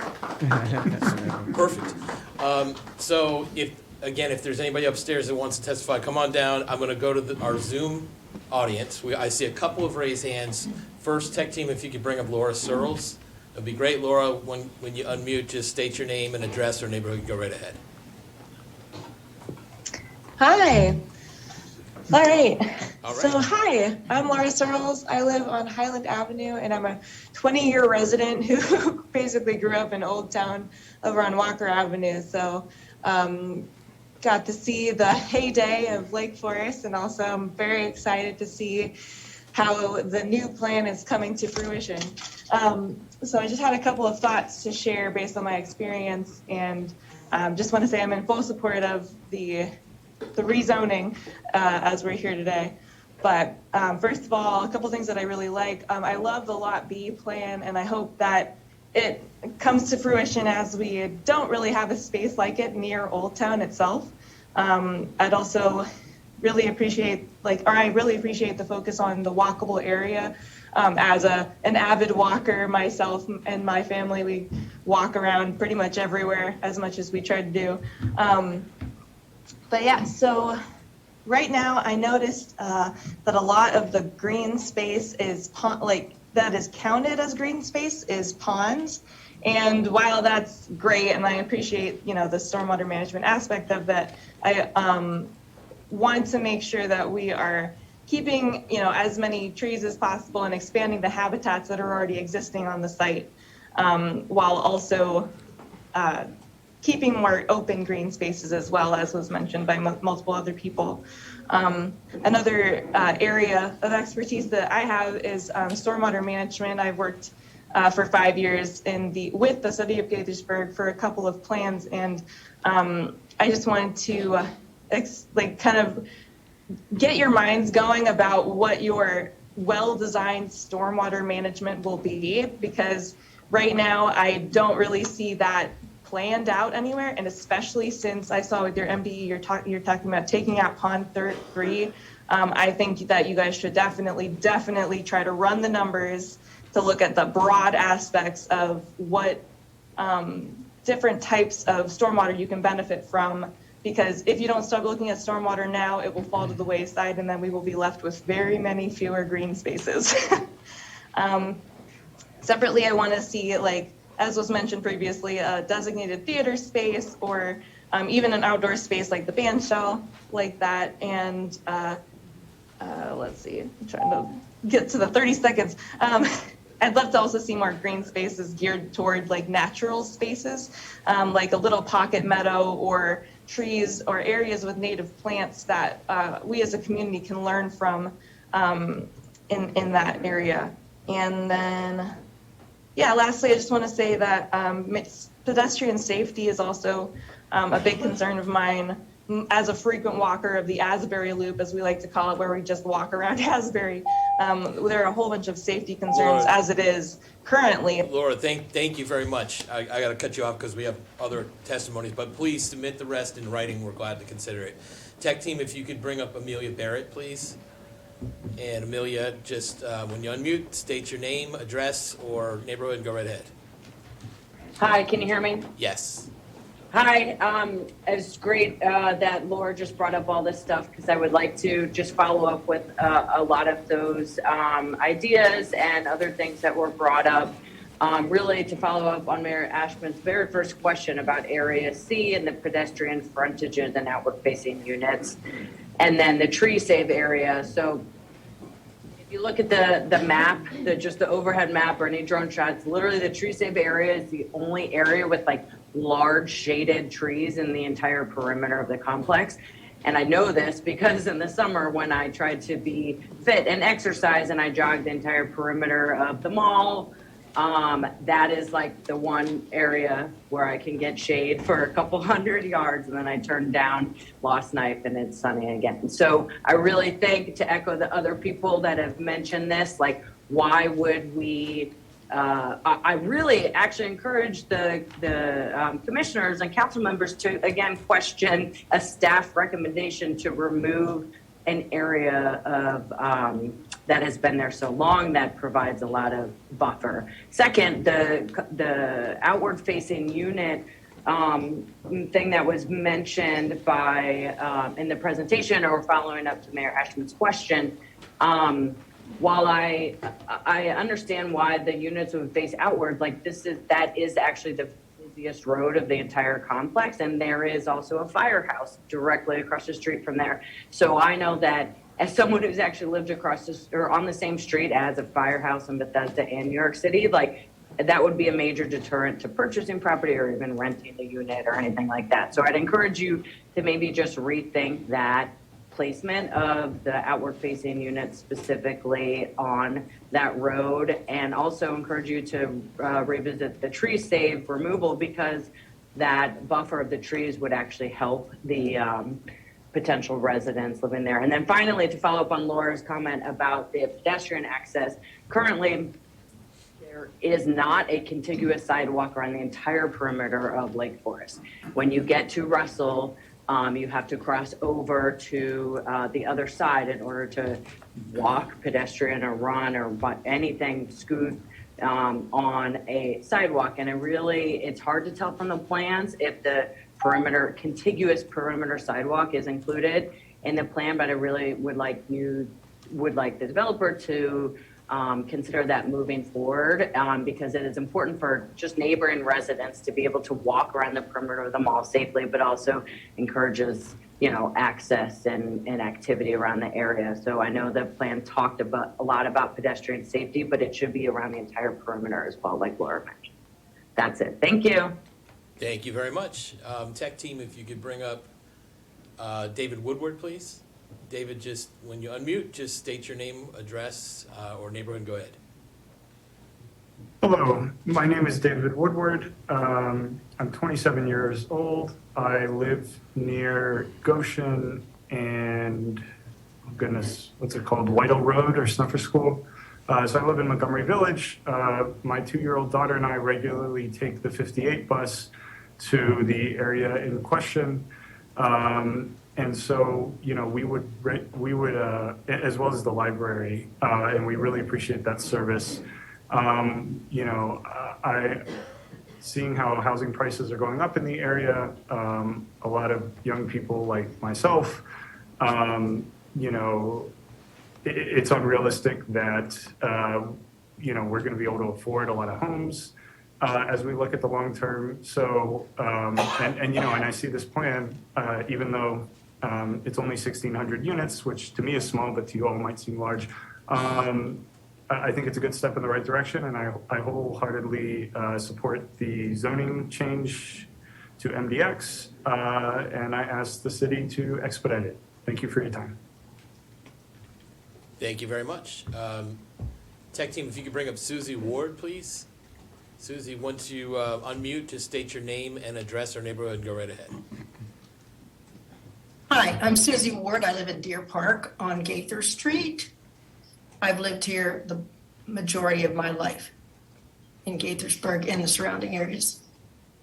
I'm glad that we're going to redevelop Lakeforest, and I support that zoning change and redevelopment. I would like to echo the tree save area, save those mature oaks. Lakeforest, if we take out our forest, it won't be Lakeforest. Also, I wholeheartedly endorse the idea of daylighting Walker's Run, and it will help manage this, you know, stormwater. It'll do all sorts of good things. People are attracted to water. So if we want to attract people to Lakeforest, that's one good way to do it. And we can make that into a really nice green area and plant trees, bushes, flowers, have benches, a sidewalk, whatever we want to do there, but it'll be great. I really want to endorse the idea of making sure that we address our youth and have a place for them to be after school and on weekends, a rec center, basketball place, soccer place, places that they can play catch or just sit under a tree. Having a community center where all sorts of folks can be is great, and definitely we want to be sure that we have low-income housing and not just the minimum. The east side of Gaithersburg happens to be, as you know, where the majority, we have a lot of lower income folks as opposed to the west side.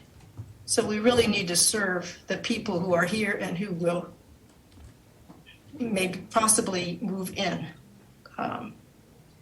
We just can't ignore that.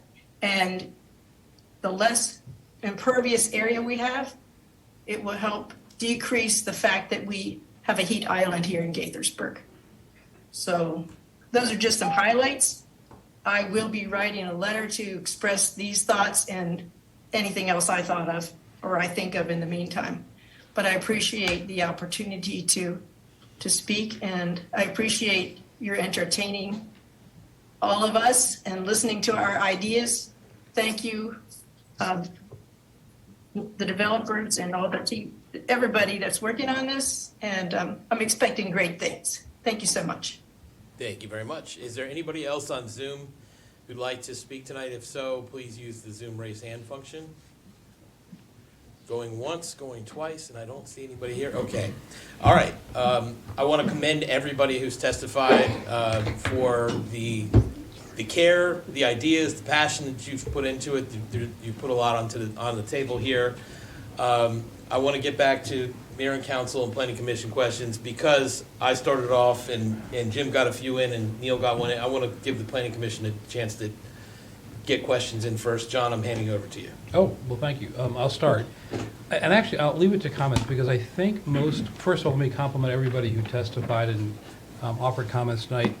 It's kind of a good news situation. Everyone has added a tremendous depth and breadth and richness to this plan, I think, that wasn't there necessarily on paper, and I think this is exciting.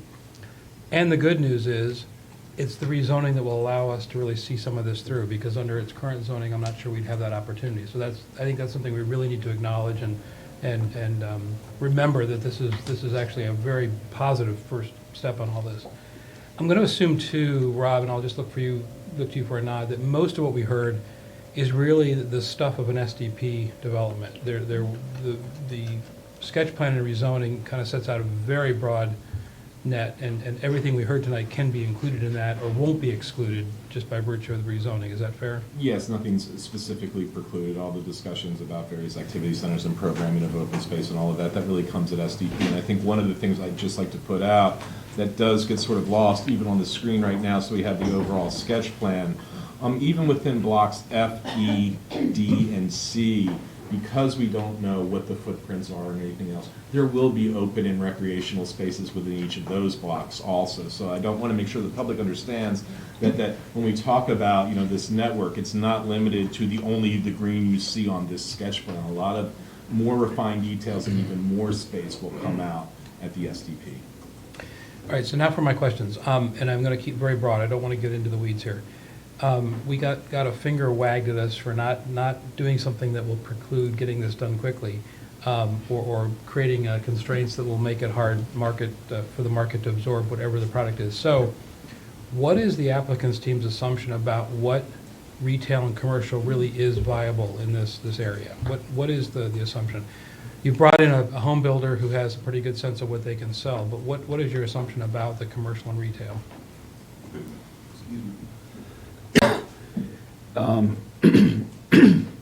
So one, we obviously conducted a demand study that we tried to get a disinterested third party to tell us what they think the demand is. They see more demand than what we have forecasted, if you will, in our development program for the employment type uses.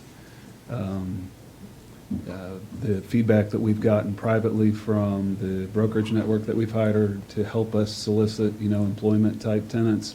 Also, despite the recent downturn in some life science users in the area, the long-term trend is more than we could accommodate on the site. Same with restaurant, same with retail. Retail is a broad umbrella. Be it stores, restaurants, entertainment. There's more entertainment users and types of users than we would have space to otherwise place them on the site. Okay, that's that good. answers That's your a question. fine level of detail at this stage. So then the other piece to this, where are you getting data, information, demand, whatever you want to call it, about civic uses? Some of the things you heard from the public that have to do with supporting youth activities, adult education, whatever it might be. I guess two places. One, in simple terms, look at other precedents, other places that have done it right, done proper civic uses. The other place I've heard feedback, and I'm glad you asked this because I would like to ask for a little assistance. A lot of the people that stood up and spoke I've met with before. A lot of people who didn't show up I've spoke with before, who have a broad range of ideas about various sort of different civic uses. A youth center, a place to play hoops, a rooftop soccer thing, all manner of different things. Now we could ourselves kind of sit around and say, okay, here's a civic use that we propose. I think that might be a little short-sighted, or the civic uses we propose. If there is a way or kind of like a mechanism we could create where we are, interacting a little more with you guys or whoever the designee is, as to, okay, look, here's 6 that are good civic uses that are appropriate for this area of Gaithersburg. They might not be appropriate elsewhere.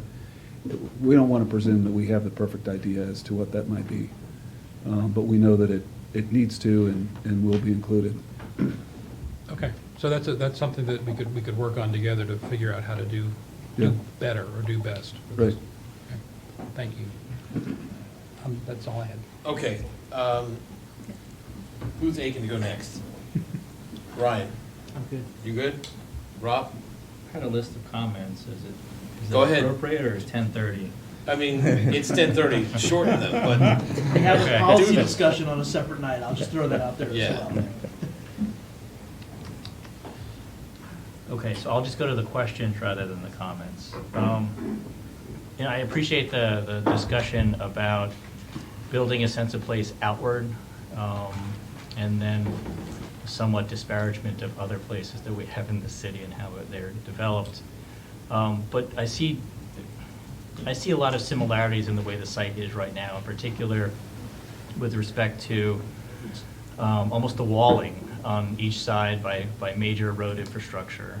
I heard some comments about discussions and disparate reactions we're hearing from other agencies, the county, the state. I'd like to hear more, perhaps not today, but at a future date, about what those conversations are and what those agencies are willing to do to increase connectivity outward into the surrounding communities. I'd also like to hear more about what discussions are being had. For example, we heard from folks at Cider Mill. Cider Mill is owned by HOC. HOC in that area is covered by the Montgomery Village Sector Plan. They have long-range uses for that area. Perhaps, this would be an opportunity to, as we're accelerating the development of this site, accelerating the conversations about what are possible on those other sites. And then to John's comments, as we're having the conversations about civic uses, and I support the mayor's emphasis of one thing I don't see at this very high level is the emphasis on that major amenity that we had talked about in the master plan. Well, I don't expect WRS to be paying for that, and so we should be having conversations at the city.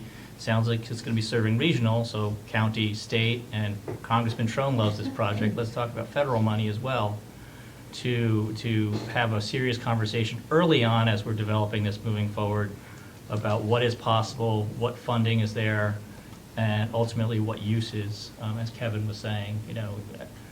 Don't also expect WRS to tell us what the civic use is, but be a partner in the entire process. Sorry, that was a comment. So I'll go 2 more comments. I love the idea of a linear park with a linear stream above ground. We don't see that a lot in Maryland because a lot of our streams are not natural, and they're usually backwater. You see it a lot in Japan, even on small scales, that they're going through urban areas and they get amenitized. It's absolutely fabulous. I would like to see you save the trees as well. I know that's probably a later discussion, but I'd be hesitant to endorse a staff recommendation at this point to start bulldozing because we'll have that discussion going on. I think that was sorry, I went to comments. We're good. Go ahead, Neil. All right, so this has been a long time coming, as everybody here knows, and I was surprised that out of some of the comments we heard, I heard some ideas that I hadn't really heard before that I think are worth exploring. The idea of daylighting the stream is really, sounds interesting. I have no idea what it really takes to do something like that, if it's super expensive or practical, or if the Army Corps of Engineers would be for or against or whatever. So I think it's worth looking into. I'd like to find out more about the practicality of that.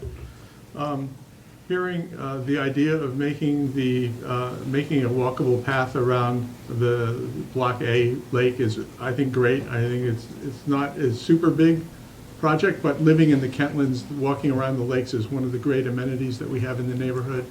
Being able to get out in nature and watch the herons and the turtles and whatever are out there is wonderful. So love to see more about that. As Rob mentioned, the idea of connectivity to the other neighborhoods, which was brought up at the very beginning of the presentation, is very exciting to me. I know there's some development opportunities in the surrounding areas, particularly as we move from Lakeforest to 355. I'd love to have one big conversation about all that, but that's not how things work. But I'd love to see what else we can do with the surrounding areas as well. What makes it a little more challenging, of course, is also as we cross Montgomery Village and we cross Lost Knife, we get out of the city and we have to deal with the county, which has its own challenges. Anyway, but we need to explore all of these things. This is kind of the first big seed of I wanted to say an explosion, not the right word, but basically an opportunity to really reimagine that entire region. This is really the first step, so it's very exciting. one comment that the Montgomery Village folks made about the traffic concern about cars backing out of their driveway onto Montgomery Village, that is not happening. I mean, even if we thought it wasn't a ridiculous idea, the state highway would never allow us to do that. So do not worry about that one. And finally, hopefully we can get the cities, not just the folks that do planning and development, but the Parks, Recreation, and Culture Department to talk about what to do about this public amenity and youth, because we do run some great programs here at Borough Park. We have 2 separate youth centers in the city.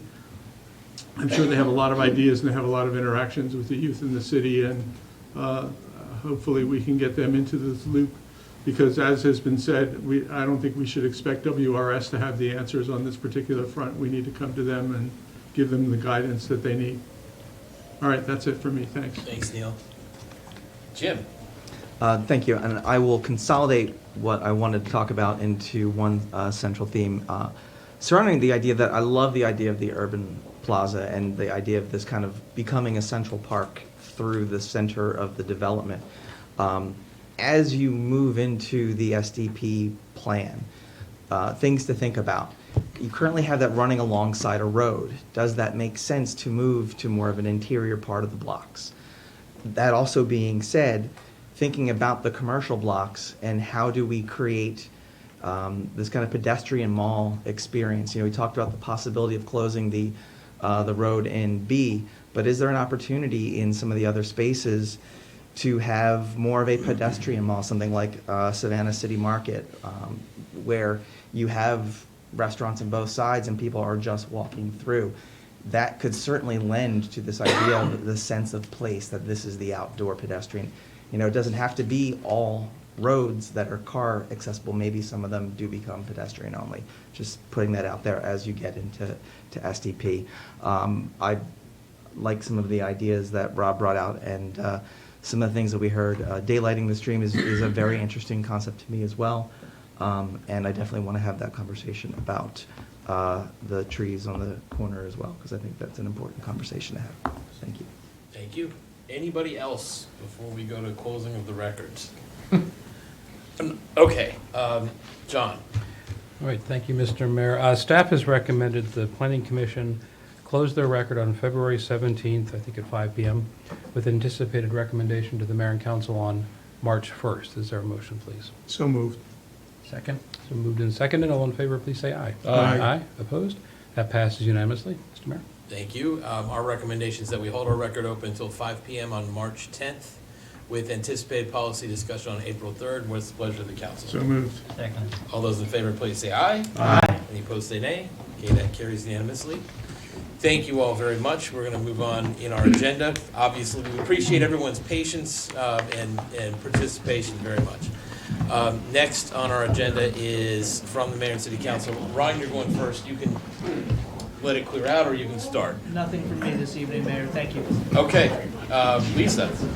I am good. Thank you. Okay. Jim. I will just say that it was great to attend the inauguration of Brooke Learman yesterday. Looking forward to the inauguration of the governor tomorrow.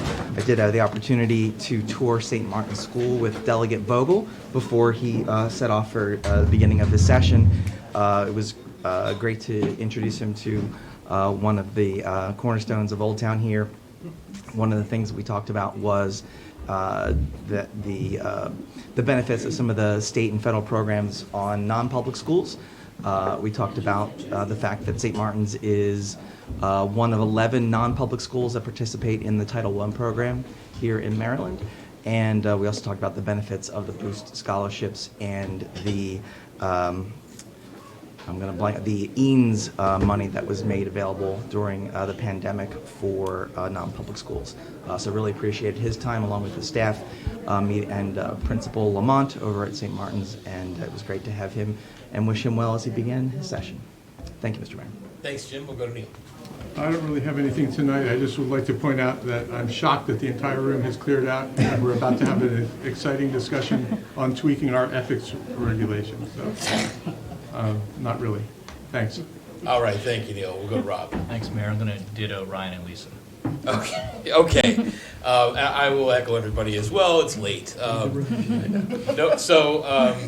Next week, we hope you join us for a work session, either in person or virtually through Zoom, regarding the draft housing element goals and recommendations for the planning and zoning and equity and social justice sections. So that will be next Monday, January 23rd, 7:30 p.m. We will not have a work session on Monday, January 30th. The next regular meeting of the Mayor and Council will be on Monday, February 6th. And with that, we'll go from the city manager. Nothing to report this evening, Your Honor. Okay. Then we'll go to economic development update. Mr. Tom Lonergan-Seeger. I'm going to forego it for you this evening. I'm reading the room. Thank you. Thank you. Okay. I could do it twice if you want. Well, we have legislative session update. We do. We can touch upon that if you'd like, very briefly. I had longer comments, but I will simply remind the community that the Maryland General Assembly did open its 445th session last Wednesday, the 11th, under conditions no longer dictated by a pandemic. However, some positive pandemic-inspired conditions will continue. Full committee work and hearings will occur in a hybrid fashion. Meetings will be in person, streamed live online, and public speakers may present testimony in person or virtually with advance registrations. Witness sign-up will be on the Maryland General Assembly website 1 to 2 business days before the bill hearings, between 8 and 3, excluding weekends. Both chambers did begin the legislative day by assigning to committees hundreds of bills that had been filed before Wednesday. Additional pre-filed bills have been posted since, and as of this morning, a total of 154 Senate bills, 169 House bills have been shared, and all filed bills can be found on the Maryland General Assembly's website. Just wanted to assure you that staff and your advocacy team, the Ashlar Government Relations Group, or AGR, and I have been culling through all of the bills that have been filed. We're monitoring them closely, particularly those that may have an impact on the city one way or another. We will be back before you for a mid-session update in the coming weeks, followed by a session debriefing by the full 17 and 39 delegations at session's end. And only 83 days to go. All right.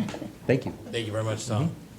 We're going to move on to policy discussions. Eric Perla, thank you for being with us. Thank you for your patience for staying for your item. Welcome. Thank you. Good evening, council members and Mayor Ashman. I'm going to be presenting an ordinance tonight for a policy discussion. The ordinance is to amend the ethics provisions in the city code that are set forth under Chapter 7A of the city code. The ordinance was introduced November 21st, 2022. Public hearing was held on December 5th, and the record was held open until 5 p.m. on December 23rd. I will be requesting that the city council vote on the ordinance tonight after its policy discussion.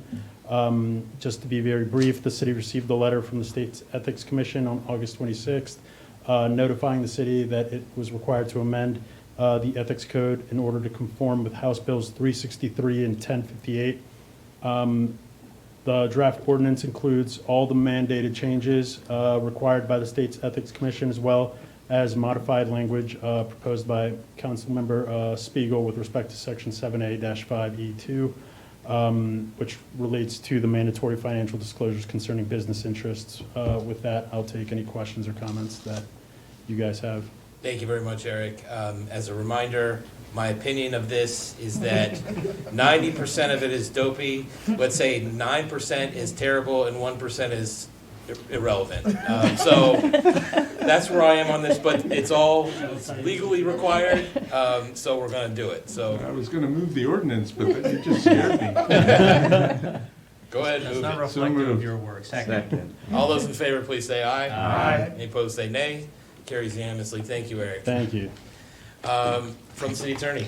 I'll follow the lead of the council and have no comments tonight. Okay, and I heard from Dennis. We don't have anything more from him. So, as a reminder, join us for our work session next week on the housing element, and no work session on the 30th, and then the next regular meeting, what date was that? Hold on.